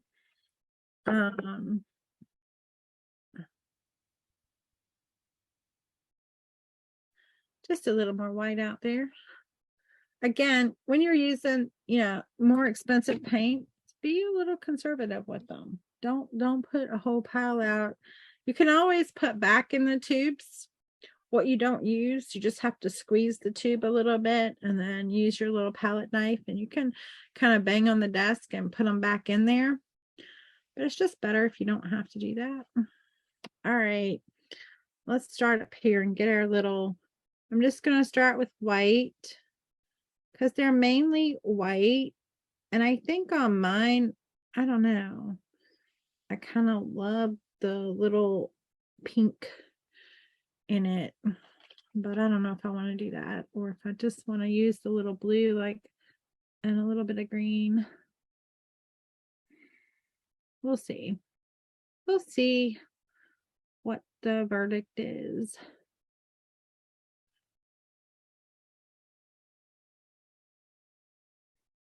I'll have to get a little more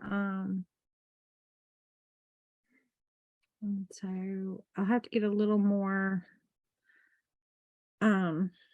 red out if we're gonna put any pink in there.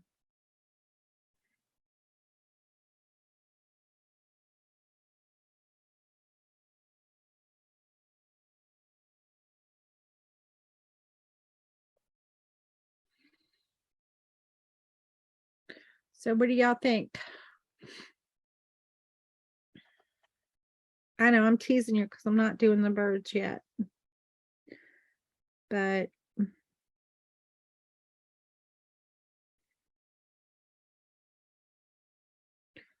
we're going to knock out all of these other little elements first and then come back to our birds and knock them out. And so this is two little dogwood blooms together, right? So that's what this is here.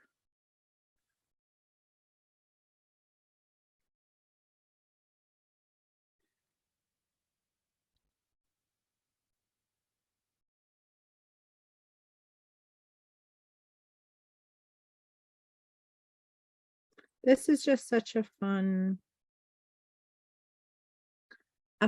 painting, and anybody can do this.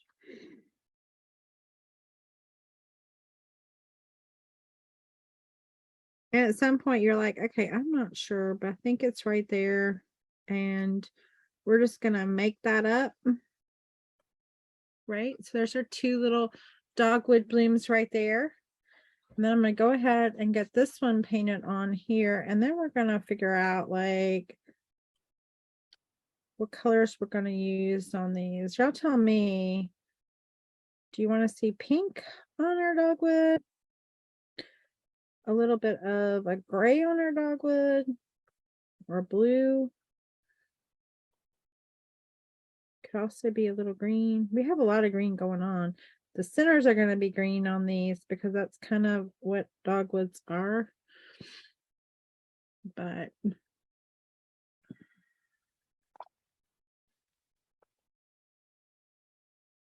I think since it's kind of going across the canvas that we can do a little bit of a pink. And so I think that'll just pull in yet another color.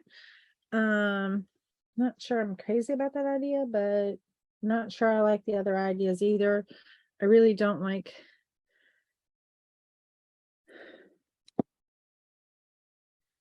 the idea of the gray, which is in the picture, it's kind of like a gray, blue gray. I'm going to use a lot of white and just a little bit of the red. Very faint pink. And we're just going to come back up here and we're just going to work in. You're hardly going to see it much, but just a little bit of pink on the petals.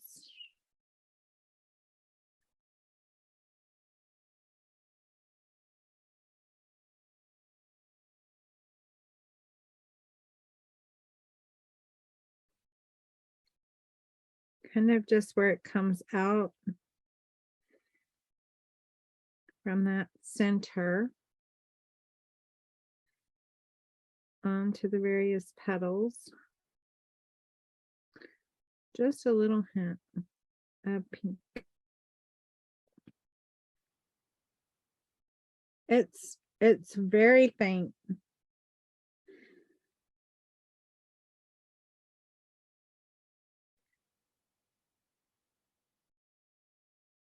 I am going to pick up just a little bit of that black.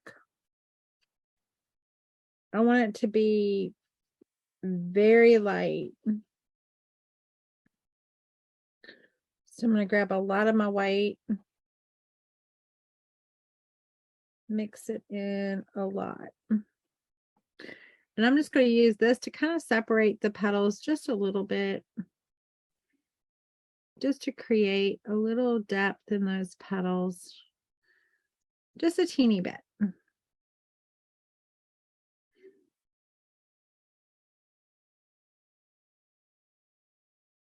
Because nothing is ever truly like white and nothing is ever truly black, right? And so there's the 50 shades,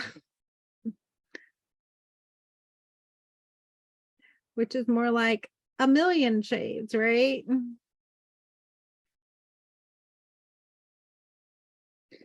When you're talking true color, it's a million shades, not just 50.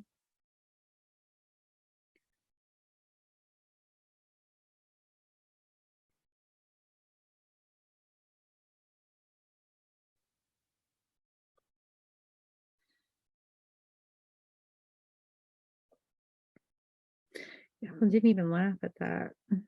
Lordy have mercy. Y'all are tough. Y'all a tough crew today. Normally, y'all are right there with me, but I get it. A lot going on. A lot of things happening.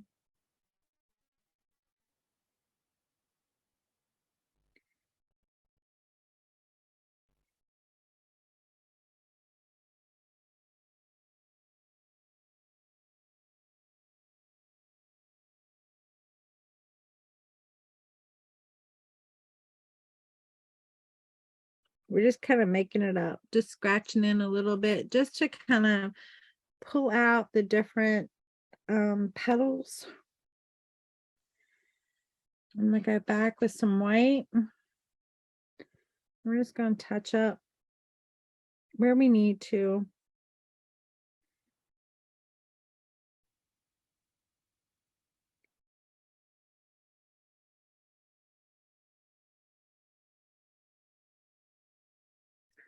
Make up our little petal. This is just pure white. It's mixing on with the pink and all of that as I go. I might have a little pink in my brush. You might need to rinse that out because I am picking up quite a bit of pink.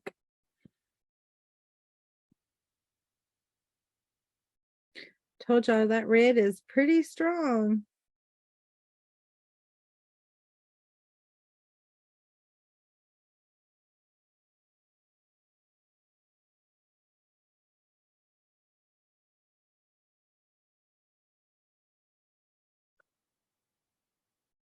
Then we're going to come in with a little bit of green.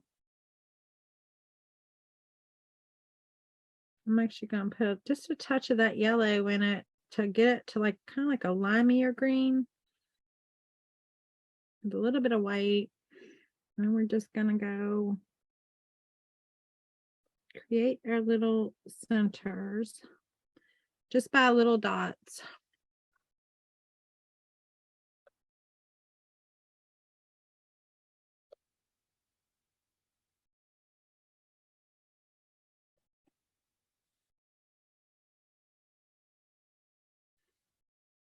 And this one, we didn't even put the gray on yet. We haven't even separated the leaves on this one.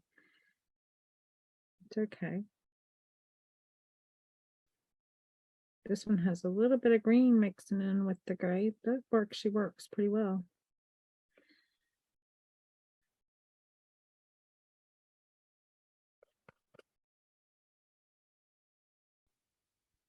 Okay.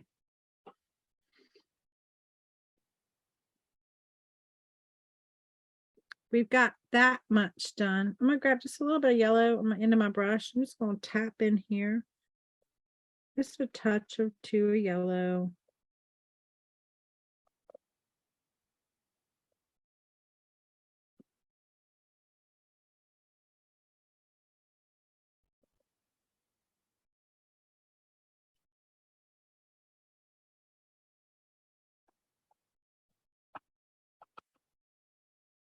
Now we've got the birds and the greenery to do. And for the greenery is going to be super easy.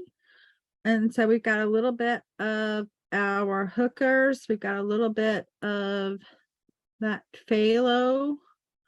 So we've got a little bit of a medium to warmish and a little bit of a cool green going. Just gonna kind of mix the two. And we're just gonna see like what we get. We come in here over top of our washed. Kind of want something that's very medium, but yet just kind of gives us a little varying tone. So we're just kind of picking up both right now.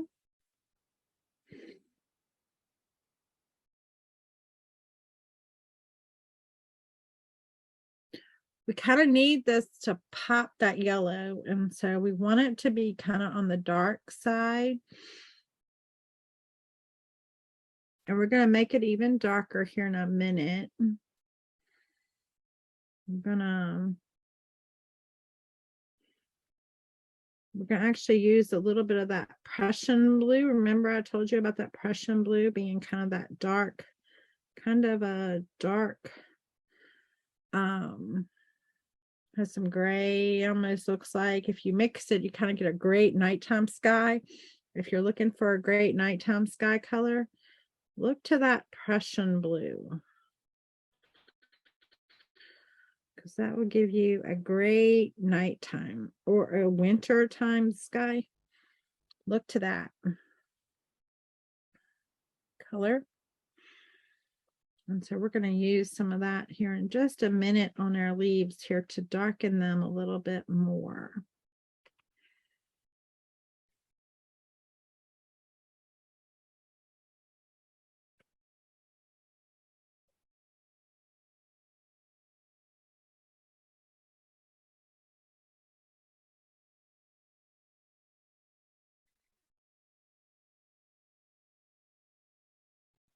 And if yours are a little bumpy or a little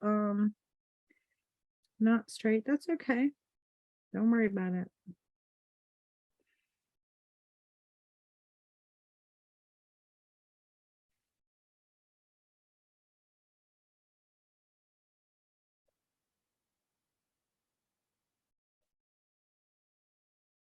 You can fill yours up with as full as you want to with this greenery. You could have more, you could have less.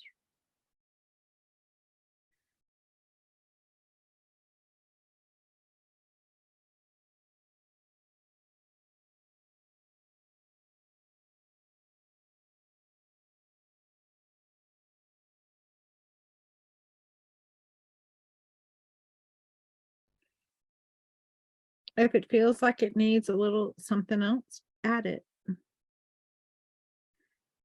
Let it be yours.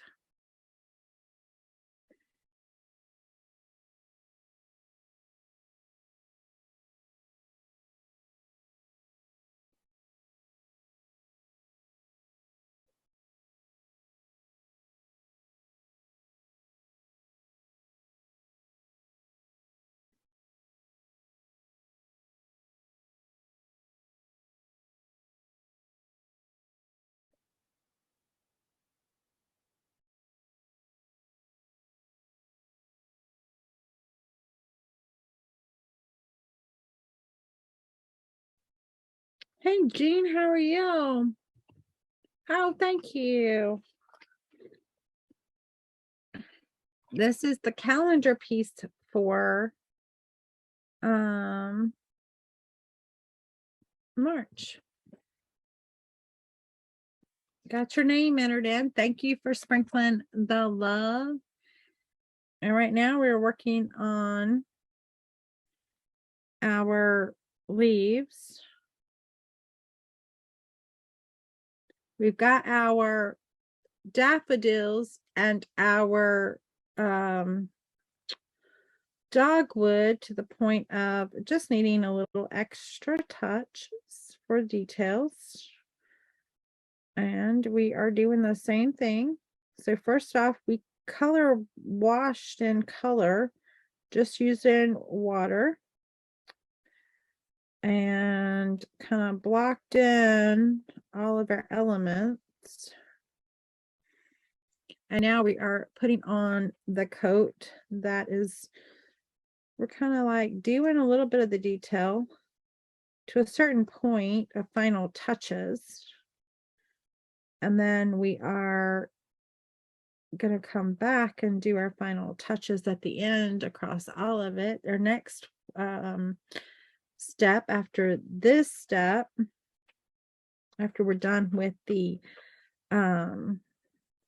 leaves here, is to do our birds. And so gonna do those,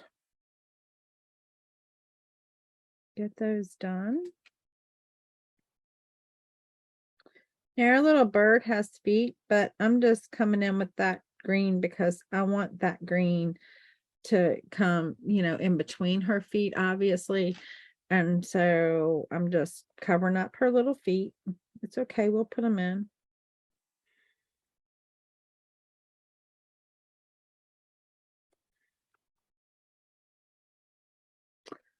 And I'll tell you one thing I would recommend you doing with the tracer, if you get this, is take the tracer and print it, of course, and then use tracing paper, transfer the image, the tracer onto tracing paper. And then if you, in painting this, you feel like you need to put the tracer back down to find a line or something, if you're like, oh, I lost my line, I have no idea where to put it, I'm not comfortable with ad-libbing it, right? Because we all have our different comfort levels. And so then you could just come back, lay the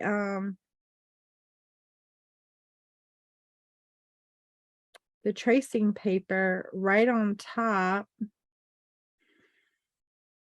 of your image here and trace anything that needed to be retraced.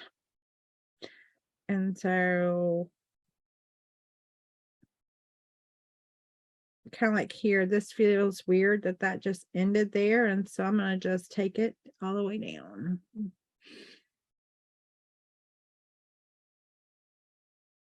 The birds are the scary part for you.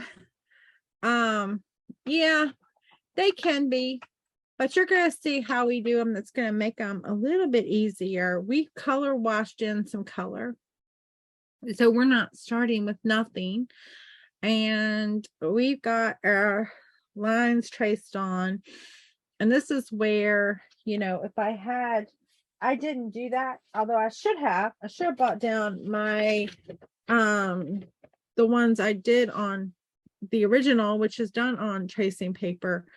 But you can see the line drawing has different lines on it for different ways we're going to paint this, where darks and lights need to go, where you need to have a whiter, where the eyes are, where the separations of those wings are. All those things on this tracer really help when it comes to painting this. And so, but right now we're gonna use a little bit of white with a little bit of yellow along with our green here.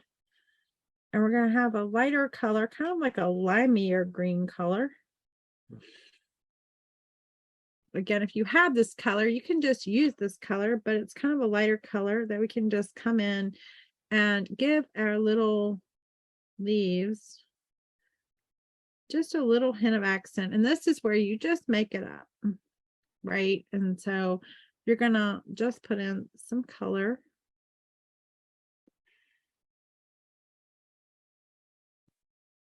Where you have a little flip, you can lighten the one side of that flip. And then we'll darken the other side. So you'll know that that was like a little edge of the leaf, right? A little highlight. Highlights are important, guys, as well as lowlights. So you're going to want to make sure you do that.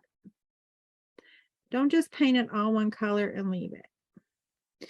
Even if you don't do but just a single highlight, a single low light, just do that. If you're not comfortable with like, well, I don't know where to put them, I don't know exactly how to do them, just start to practice and just start to put them in there, and you'll figure out, like, yes, there are rules. If you want to get all technical, there are rules, and it's important to learn the rules, but at the same time, the first part, just go with kind of what you feel like. What is that leaf? What's the vibe that leaf is giving you? And just kind of go with that feel of what you're feeling with that leaf. And I tell you, it won't stir you wrong. It really won't. And so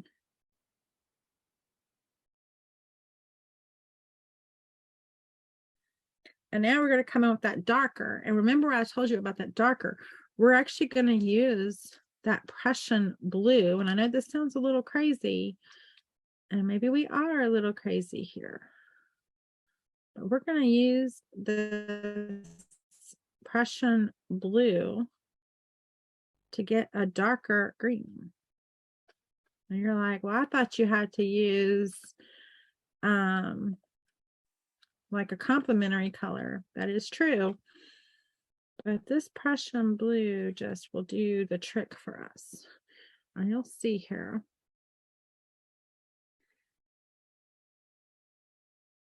Plus it kind of repeats that blue color that we're going to be using throughout our piece. And so this is where we can get that like that little ripple, maybe, right? The little flip.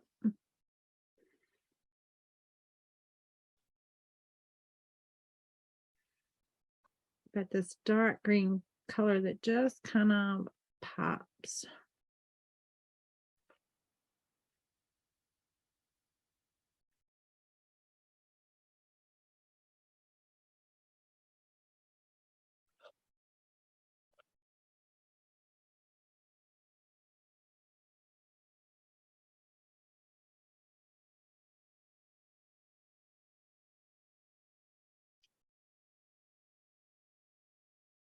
Tell me, and that's just yummy, right? That's just yummy, yummy.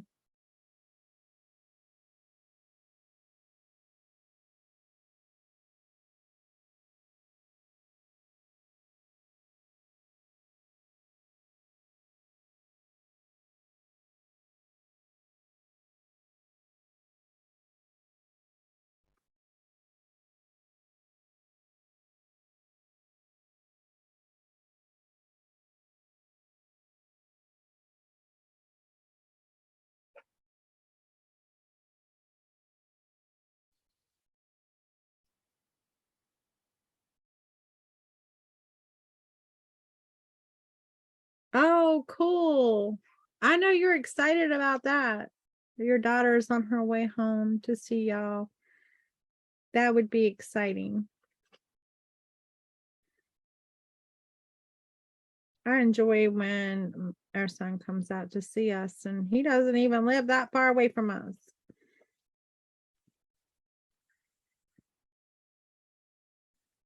He lives like 45 minutes away.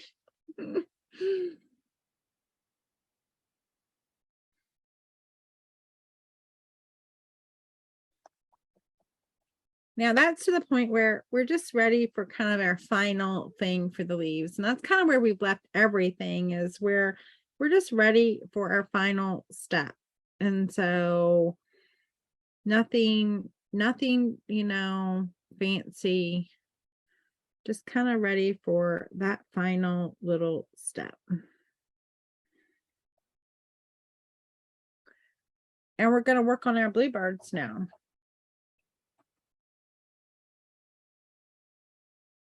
And our bluebirds are a lot the same way. We're going to pull in our example here. And this is where we're going to work with some of our other blues. So we've got ultramarine. We've got that phthalo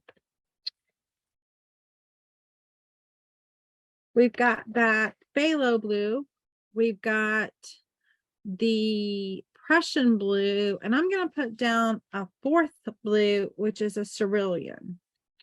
It's another warm color, very much on that warm side, very much kind of like she's a flight attendant. Oh, nice. Oh, she flies back out 9 p.m. Well, at least she gets to spend a little bit of time with y'all. So you can maybe have dinner or something like that. That would be fun. Well, that would be, I don't know. That in today's world, I'd be a little nervous about being a flight attendant. I'm not gonna lie. People are so rude and mean here lately that I just don't know. I don't know if I would want to be a flight attendant. I think I'd be scared. I'm a little chicken anyway, so I'd be a little bit scared. All right. Let me fold it. I don't want to fold where, that's all right. We're going to set it like that. And that way it'll be out of the way. Y'all can still see the bluebird, and it'll be out of the way of my palette plate. So I won't have paint all over it.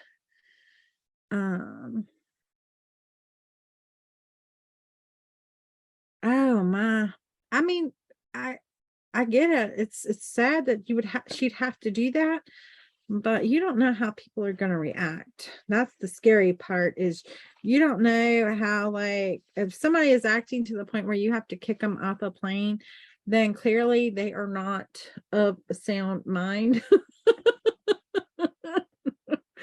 They are not of sound mind to begin with. And then you're like, am I going to just like irritate this person to the point that they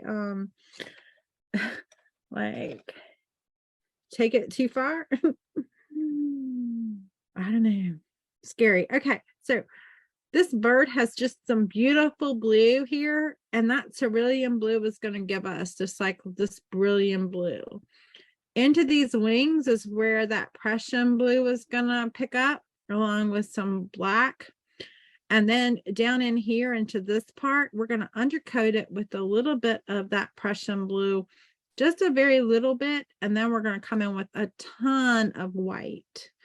And so that's how we're going to tackle this. We may add a little ultramarine blue in some of these areas. We're just going to have fun with it. Okay. And so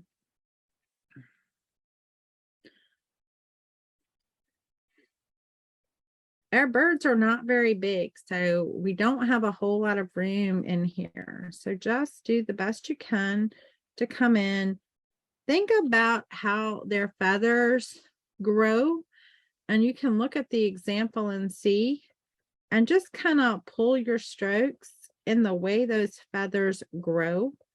And if you start that from the very beginning, of at this step, not the step where we did the bird is what you want to paint, yeah, not the step where we just color washed in, but at this step, if you start pulling these strokes, the way that those feathers on that bird grow, you're going to have so much more success in your bird than you will if you just come in and start just doing like this. Okay, even if they're little short strokes, that's okay.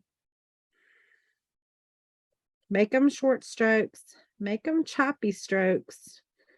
Just look at how those feathers are growing and pull those strokes that direction. And I'm telling you, that's 90% of your work that you have to do is done for you. And that's true of anything you paint. If it has a direction, if you're looking at it and you're seeing a direction like of fur or feathers or I don't know, anything, if you paint that direction that you're seeing it go, then you are like 90% there, and you have only put one layer of paint on. And so that is like the best tip I could give you for anything you go to paint that is a directional. But there's a clear, like, there's a direction that this is painted. And so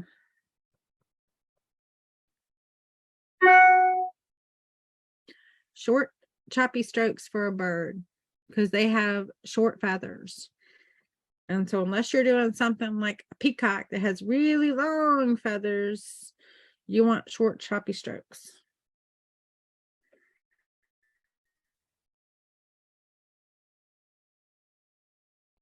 And you don't have to feel like you have to cover up the entire area that you are working in. Let some of that background come through. Let some of the other color come through, whatever color it is. Let it come through. Now I'm going to start to pick up a little bit of that Prussian blue. My brush is dirty. Just a little bit of water for flow because I feel like it's so thick. I'm just going to come into this wing with a little bit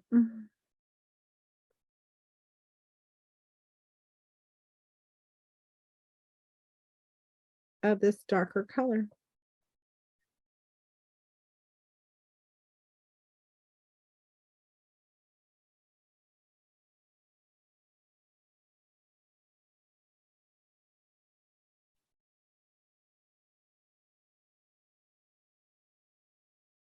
And so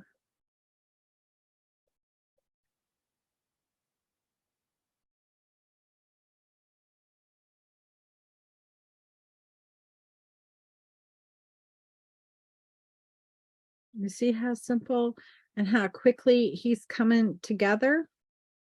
I'm going to assume this is their male bird since he's a little bit bigger. He's also kind of like sitting out there looking like, you know, kind of at the top of the, he's the lookout. He's looking out for our little ladybird. He's kind of a little more hidden, right? She's a little bit more hidden. She should be a little more hidden.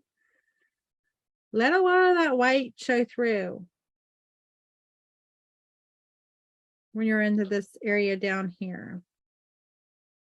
Put a little bit of this dark in there, but let a lot of that light just kind of still come through.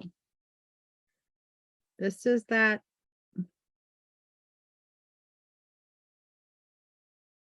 Prussian blue that's doing all the work for us.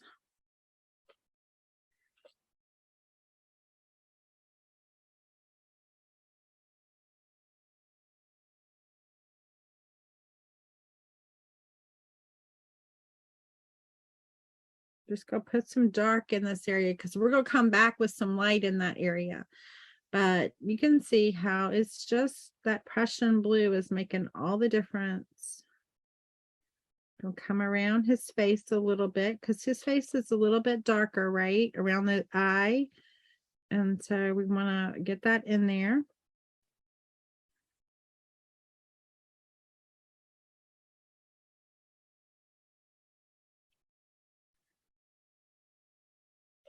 May need to switch to your liner brush or just a round brush, whatever that works for you. Around that face is very kind of little detailed there, right? So we want to just kind of switch out our brush. I am really bad about that, guys. I'm really bad about just using the one brush for everything. And honestly, there's no one tool that does every job. And so don't do like me and make it difficult on yourself because you like don't swap out your brushes when you should. Swap out your brushes. I'm just getting in some of this dark. It's around that beak. I was using a flat brush. I was using a well, I don't know exactly what size this one is. I imagine it's somewhere around like a 10 or so, maybe an 8. It's the turquoise iris star brush. So it's probably somewhere around an 8 or a 10. And it was really a little too big for where I was at. So I needed to switch to something a little bit smaller just to get in here with the details that I needed to do. And so that's why I said when you are working on this, just, you know, give yourself a little leg up. And when you feel like you need to switch brushes, switch brushes. I tend to just start to paint with one and then just keep on going with that one. And you know, that's not necessarily the best way to do that. I'm going to take a little white and I'm going to mix that in with the cerulean blue, that first blue that we used, and get a lighter blue.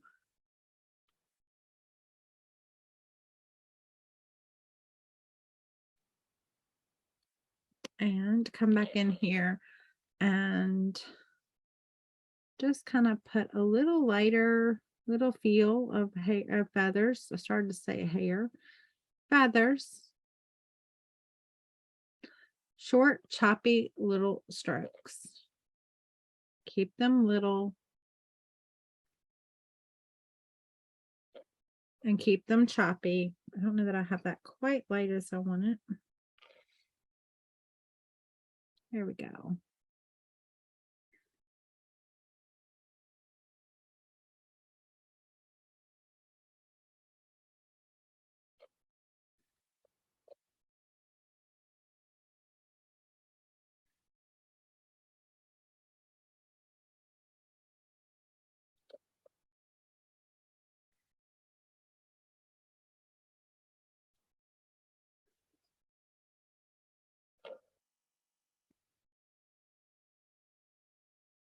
This is just some white that I picked up. It's actually looking a little, because my brush is dirty, right? So it's mixing. But I kind of want to get a little more on that white side and pull in these lighter feathers that are hanging out here on this chest. Again, short and choppy.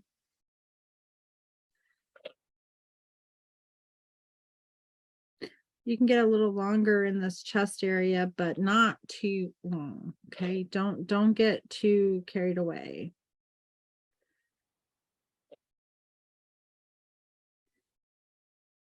If you're like me, you can get carried away really quickly. I can.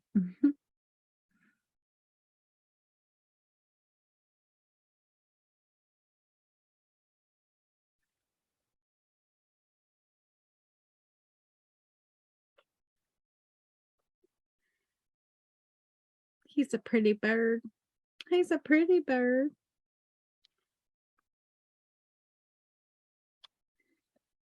I say that to my birds out in the backyard all the time.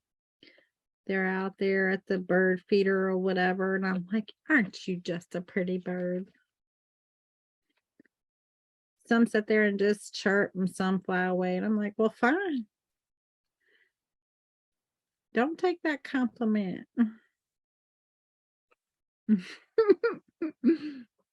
I talk to everything. I talk to all of God's creatures.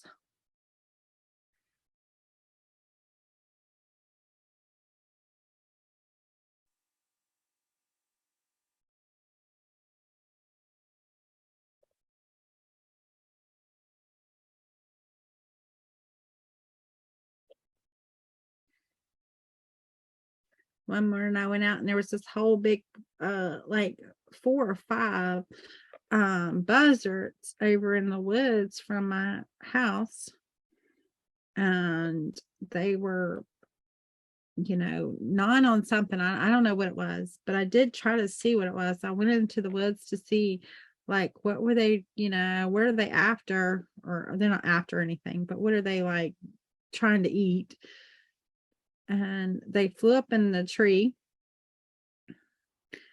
and they were just squawking at me because they were upset with me that I was, and I was just like, look, dudes, I was just seeing if you're eating something that's okay for you to eat, right? Like, I don't want you sitting here eating something that maybe somebody put out poison and killed, you know, and we don't do that regardless of what it is. We would never do that. But, you know, you don't know what your neighbors are doing, right? And so not everybody thinks about that stuff. It's not that they would viciously do it. It's just you don't think about it. You're like, I want to get rid of the mice, or I want to get rid of whatever, right? That's like being a nuisance to my house. And you don't think about like the food chain and what happens. And so I was like, what are you munching on? But they were just fussing at me up in that tree.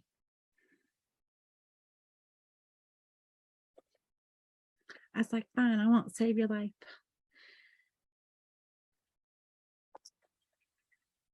Okay.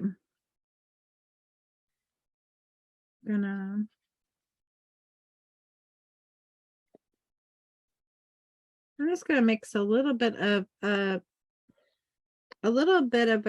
white into my black and do the beak, okay? And so just so it's not so dark black.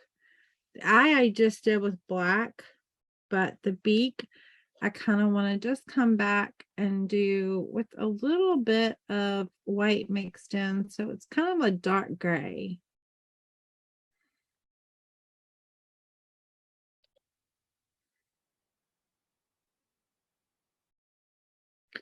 Yes. Yes, we have. Sometimes that happens here too. And it's like, I tell you what we also have is we have hawks here. We have some of the two that nest here. They are just absolutely gorgeous. I mean, they are, you want to just be like, you are gorgeous. You know, that little TikTok saying like, you are gorgeous. And that's what you want to say when you see them. Like, you are just gorgeous. And the crows will give them a fit. And you chase them. I'm like, you do realize, Dumbos, that they could just like eat you, right? You do realize that.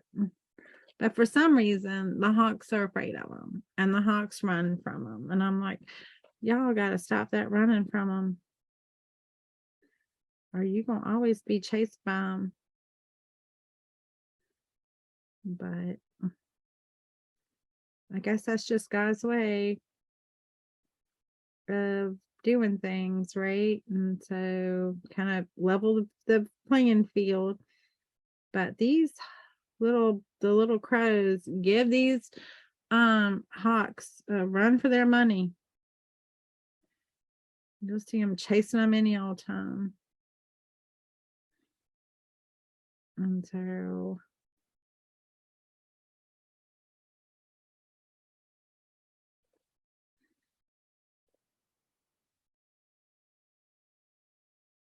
okay. So he's looking pretty good. We're going to come in with some just little details. I'm going to use this black.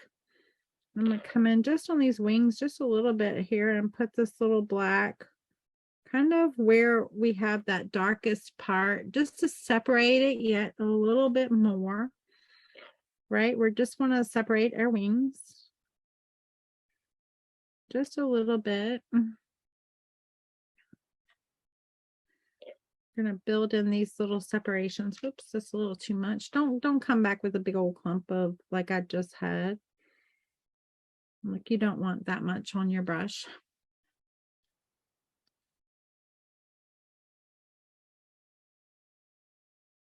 We're just gonna kind of play out a few little longer ones there. Just kind of in the shape. This little example piece will be part of the packet also. If you get the packet, it will be part of that, so you can have this like example bird to work with. And you know, gonna just give him a little bit of this gray down on some of these feathers here that he has on him. I'm gonna just put a little bit of this gray up here around his eye also.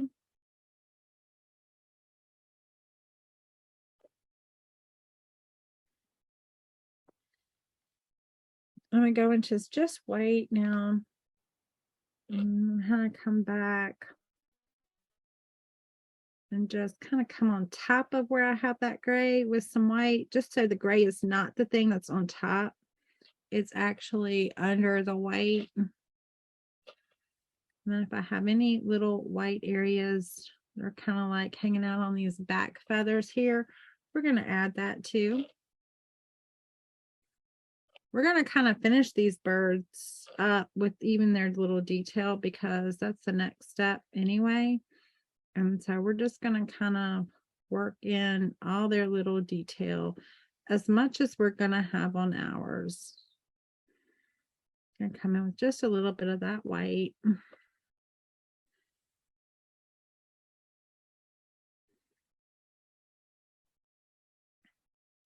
Now I'm pretty sure this picture is a picture like maybe taken, I don't know if it's painted or not, but I can tell you my bird isn't going to look like this painting. It's going to look as close as I can make this bird look to that painting, but it's not going to be perfect. I'm just refirming the eye up with some black. I'm going to just come in with some white. And I'm going to go above the eye into that gray area. And I'm just going to kind of give it a little bit of a highlight around the eye. And I'm going to come in the bottom part and do the same thing. I'm not going to connect them. we're gonna leave a little space, right? We don't want to connect these. We don't want to circle. We're just gonna have a little bit like that. Go into a little bit of that Prussian blue, just a little bit. And I'm just gonna come in and just kind of narrow that white up just a little bit. So it's not quite as in your face bright white, and it's not, and it kind of just fades into the rest of the bird a little bit there. Kind of stands out in a couple of spots, but that's it. And then I'm going to come in with some really dark gray on top of that black where that eye is. I'm just going to put a little bit on one part, and I'm going to curve it just a little bit.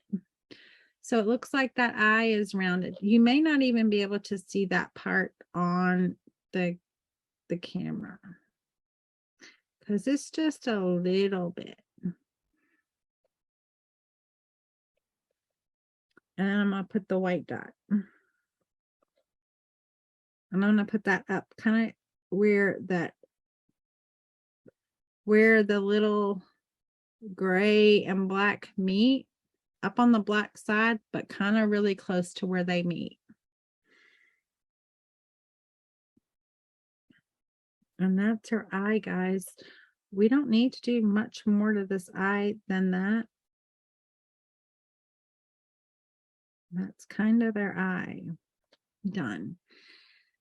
And so I can hold it up and let you see what I did there.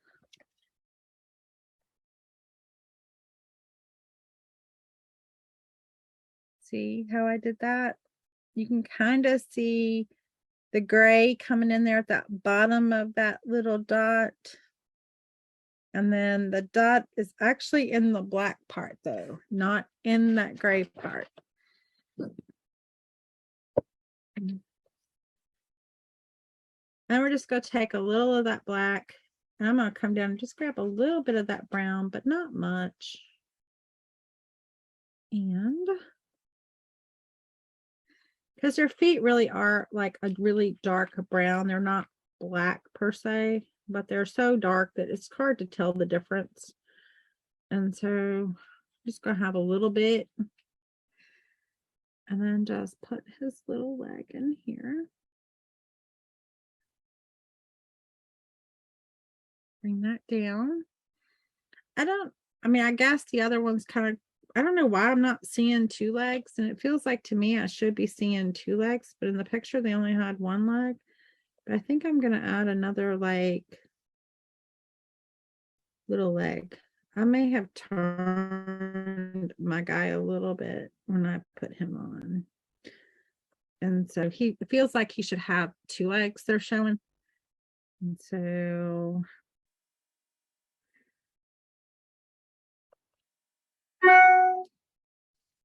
because he looks like he's a little, I don't know, sitting a little more straight on than maybe the other one. I don't know, just a little bit. A little bit.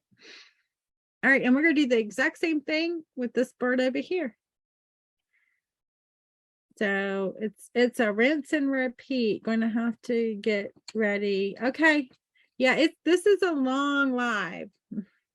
11, 12, 1. Yeah, it's a long live because these take a time to do, and unfortunately it's a long live.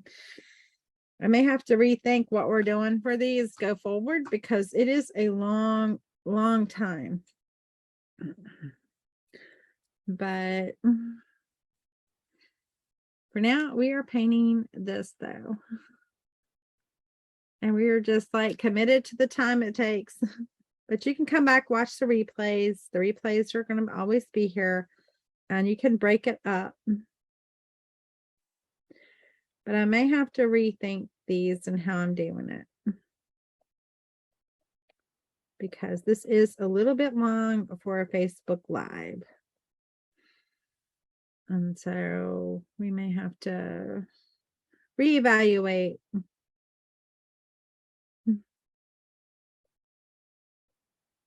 Again, just going to kind of lay my bird out how she is. I kind of see this one as the female.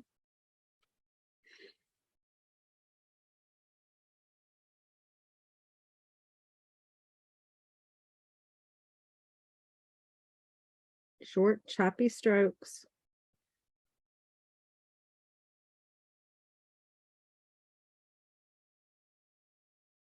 You can kind of pick up the pace.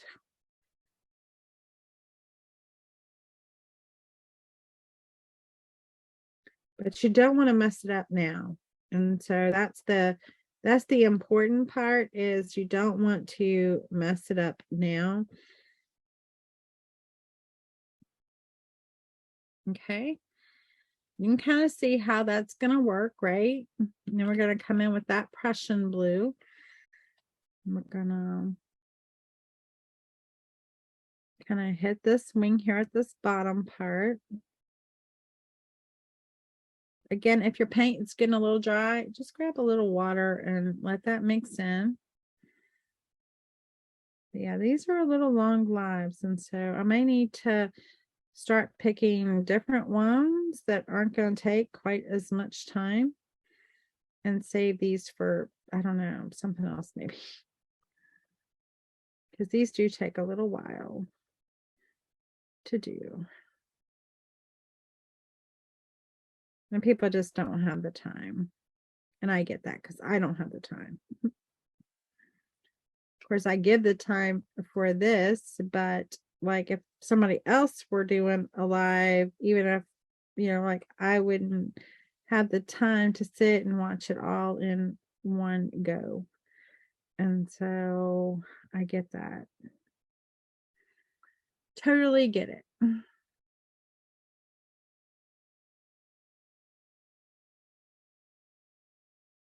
Even if I wanted to, that's a lot of time.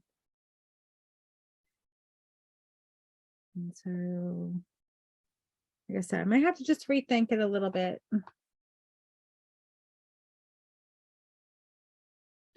All right.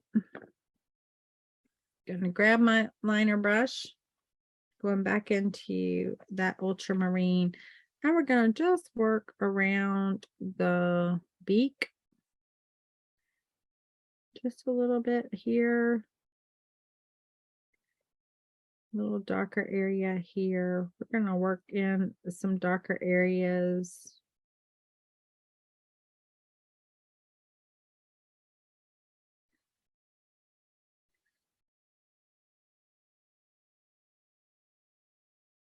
And then we're going to work in the lighter areas.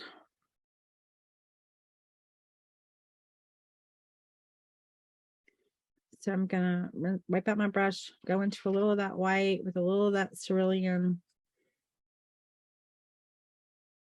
Want it to be really on the light side.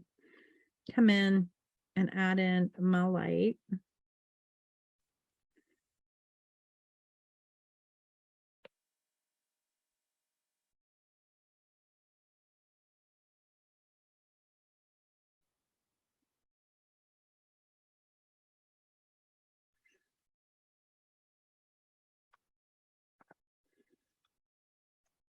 She is just kind of precious, isn't she?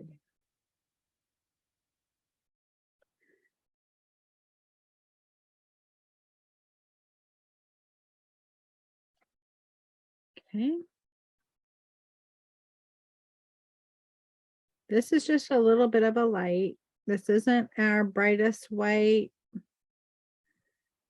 It's just a little bit of a lighter blue coming in there. Now I'm going to come in with the white. Actually, I'm going to come in with the dark gray or the black. On kind of come on top of that area where we put that Prussian blue down. and deepen some of that area a little bit. Like these pockets right here where these feathers are coming down. We want to deepen that area because this is a whole little part of a wing right here that's just kind of like coming down, right? You can see at the back side of her, and this is too, right there. So we want to deepen that. This is where all these darks and lights, they play off of each other.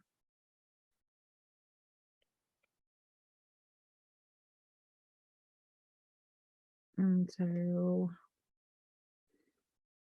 painting in the eye.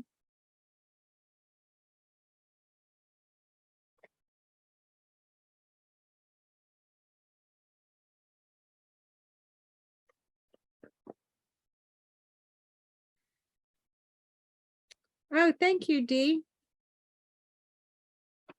Good to see you. And then we're going to come in with the white.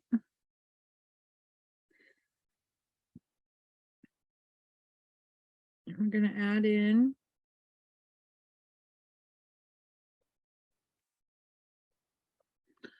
all the areas of the white.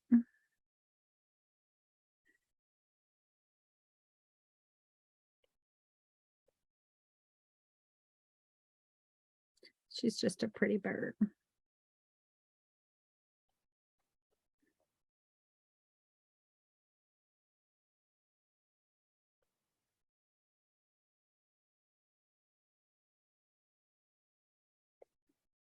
Kind of around that eye. She's kind of got that lightness around that eye. We want to add that in there. Again, don't let it touch.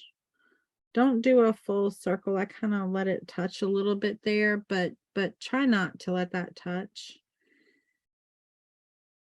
And then we're going to add in the light in this part. And come in and fix anything that we need to fix. But we want to add just a little bit of light in this area here.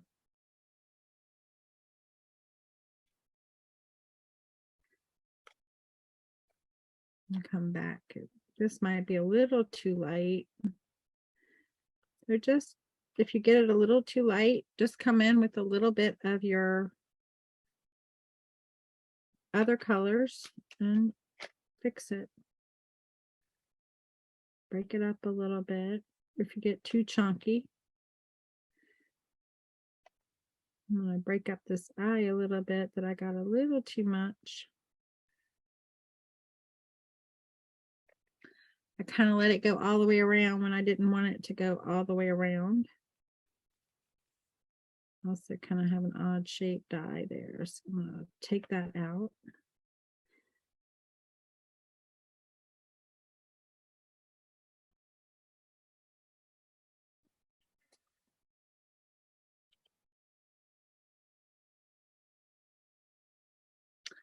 All right, now I'm going to come in here and give you kind of like just a little bit of a light on the tips of those feathers.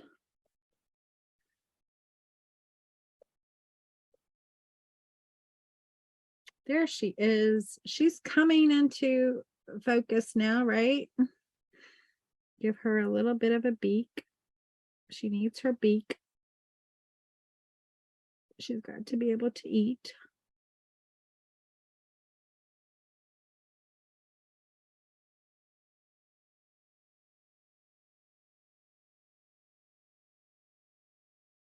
Okay.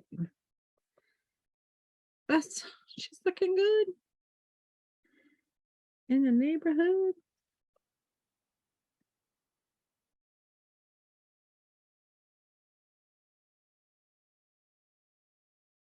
Put a little bit of a, put a little more of a point on that. I'm gonna go grab that gray again, that deep gray. Put it in that eye.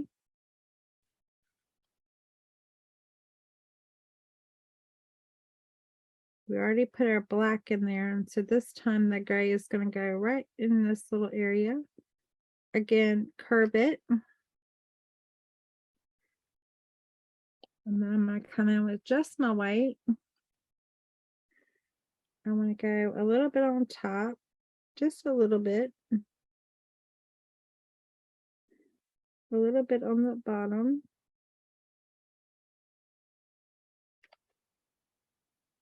And then I'm going to just put a little dot.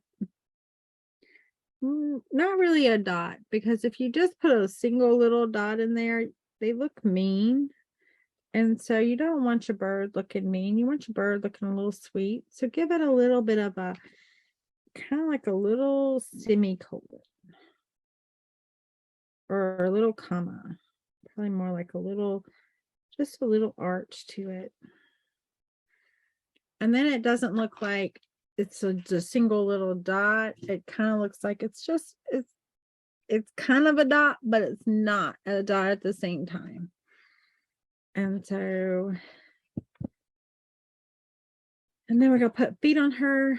And we just got our final little touches on our other stuff, because we've already done the final touches on our bird, and we will be done with this piece. And this is going to be one in the books. One little leg going there. Another little leg coming in here. And so there's our little legs.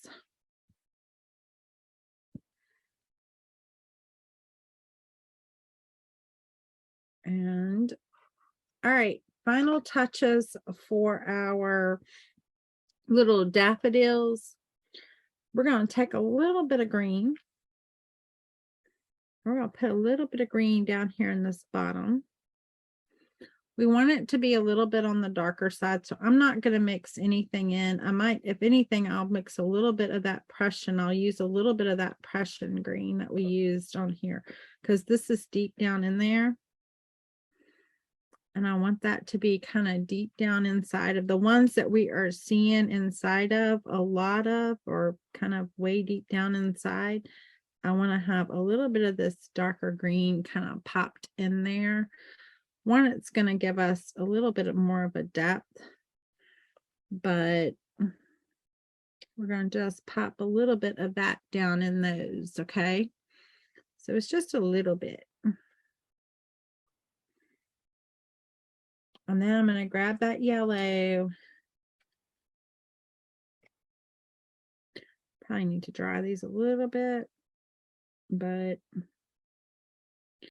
we'll see. Yeah, I'm going to have to dry these, because this is not working. Well, it is. Okay. And then this is our little like stamen part that's coming up. Now this one we're seeing like straight on, so we're not seeing much of that. But on like these we're going to be seeing it. So we want to get that kind of coming out of there. And we're going to go back and we're going to mix up a little bit more of that.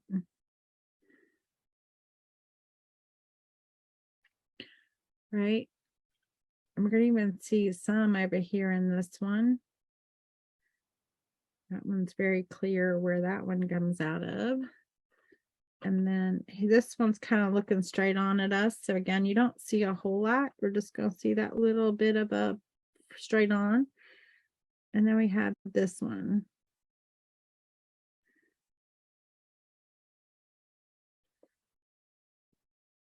And so then we're going to grab a little bit of that red. Bring a little bit of that red over here. Pick up a little bit of that yellow. I'm just brush mixing, guys. This is not anything that has to be perfect. In fact, if it's a little bit darker than the other, it works really well. So it's okay to be a little darker than the other. And I'm just going to touch that one that's straight on for us. I'm just going to touch around it. But the main ones that's going to really come into play is this one right here. And this one, where it just kind of like separates these out for us just a little bit.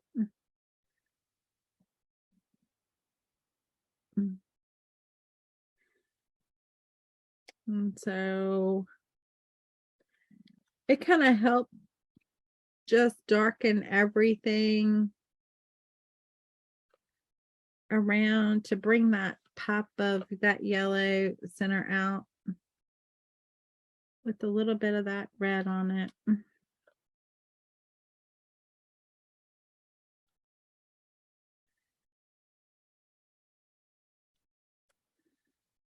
Just want to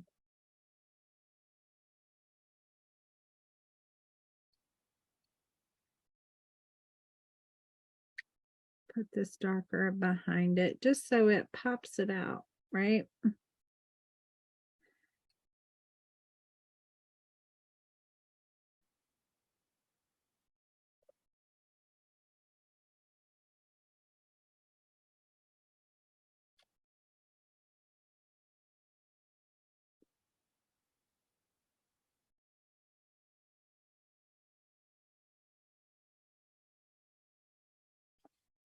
Now for our actual little leaves here, we're just going to use a little bit of white.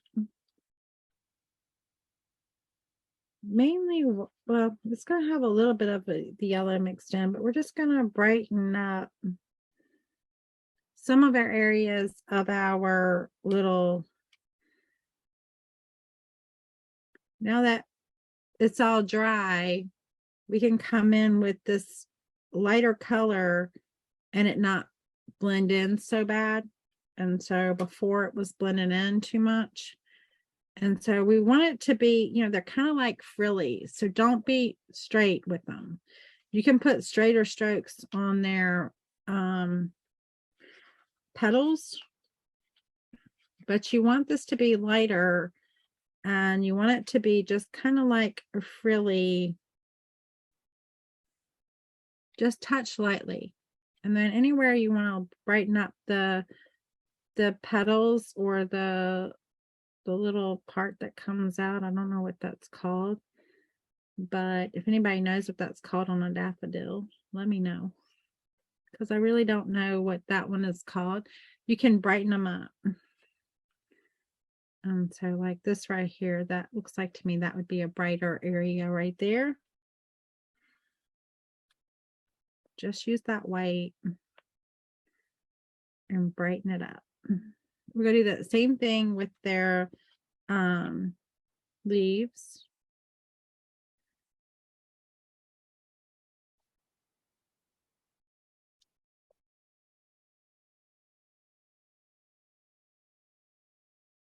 But sometimes you just need it to like dry.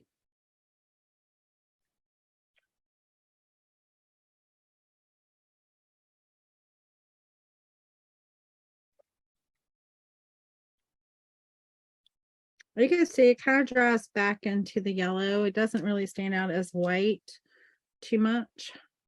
And so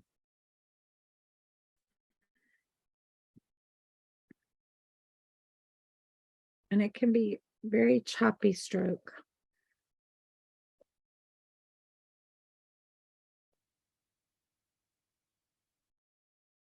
If you need to darken something even more so, now's the time to do that too. You could take a little bit of that green or the red and just separate out the petals just a tad bit more if you need to do that.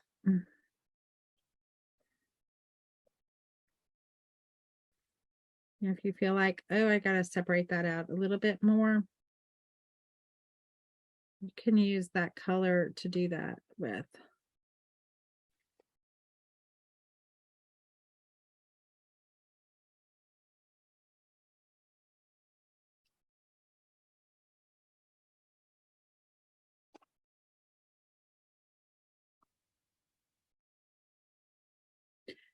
Yes, it is.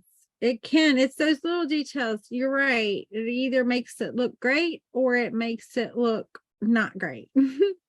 One thing we do need to do on our birds is a little bit of a highlight on that beak, because those beaks are shiny.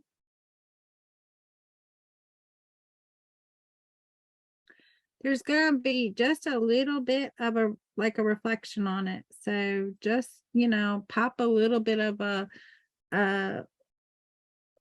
little bit of a highlight or whatever right on that beak.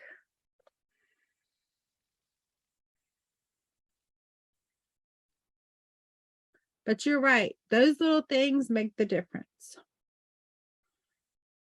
between it being something that is like, oh, wow, or something like, ooh,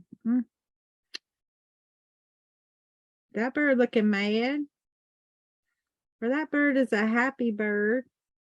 Usually it always boils down to what you've done with the eyes. I'm just going to come back and touch up my little dogwood petals with just a little touch of additional white. Just a little pop of white on there. It doesn't have to be perfect. These are kind of just something hanging out in the background. Oh, I forgot my little white flowers down here. So they were just like, these are super easy little things. If I can remember what they look like. Push the brush down, pull and pull up. Push the brush down and pull up.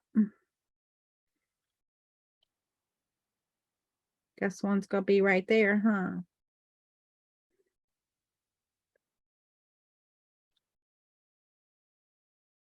They're kind of like a little, I don't know what they are. Just like a little seedling thing, I think.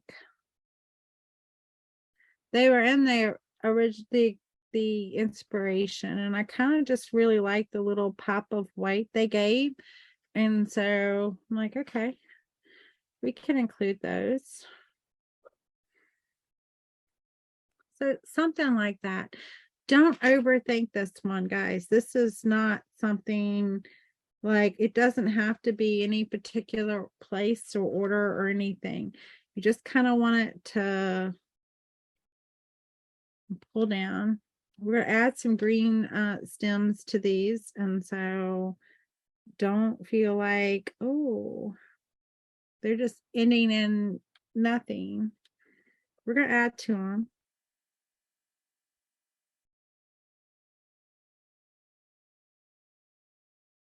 I don't know what you call these. If somebody knows the name of this particular flower, let me know. I don't know that I've seen it before. So just a few little ones here. I like an odd number. 1, 2, 3, 4, 5, 6, 7, 8. One right there. 9. And that just kind of fills in that little space there. Again, just grab some green. This doesn't need to have any detail. Just add a little stalk to them. That's all we got to do.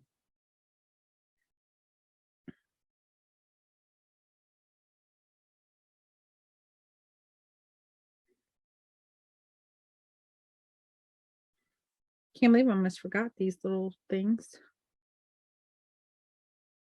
I would have been upset. I would have been like, dang it.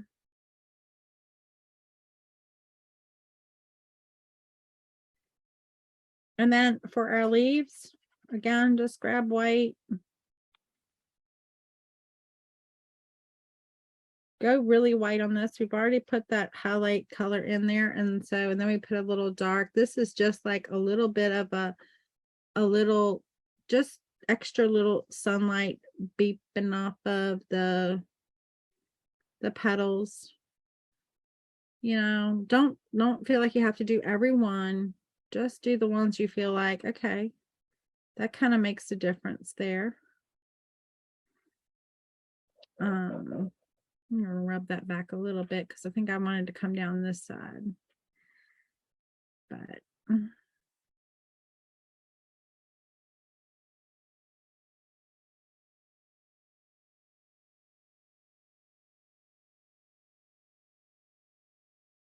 it doesn't really matter.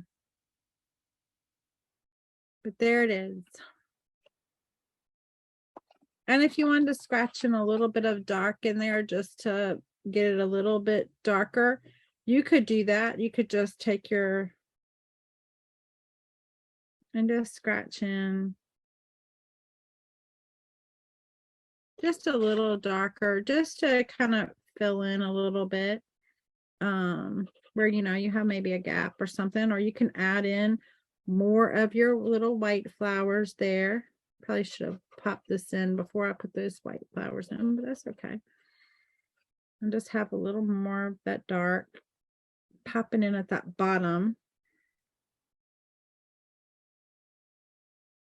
That's something that when you paint yours, you could just already do from the beginning, just darken that bottom up a little bit more. But there it is. I love it. I hope y'all love y'all's. And so, oof, this was a long lab, guys. But I'm going to finish mine with just painting the sides green and it'll be done. I'll sign it. And there it is. Our cute little daffodils and bluebirds. I'm going to turn this up because oof, I got to stand up, guys. I'm not used to sitting down for this long at one time. But there it is. And it's done. And like I said, I'm gonna have to maybe rethink what we're doing for these pieces. I kind of want them to be fabulous, but I also like 3-hour live is a little long, but this painting takes that time. And so sometimes they just take that time, but I am in love with it, guys. I think it's beautiful. I hope you do this. I hope you go get the tracer and the e-packet. I will have that ready in just a little while. Now that I know the colors I used and I know the steps I did, I will write that all out and it'll be a little pattern packet that is available. It's $3 on my website. So go grab it and I hope you paint it. And I'd love to see it. If you do, tag me in your post. And anyway, y'all have a great rest of your Saturday. Have a great rest of your weekend. I will be live on Monday at 7:30 on my page, Simply Flamazing, on this page anyway that you're watching now. And I will talk to you later. Have a good one. Bye.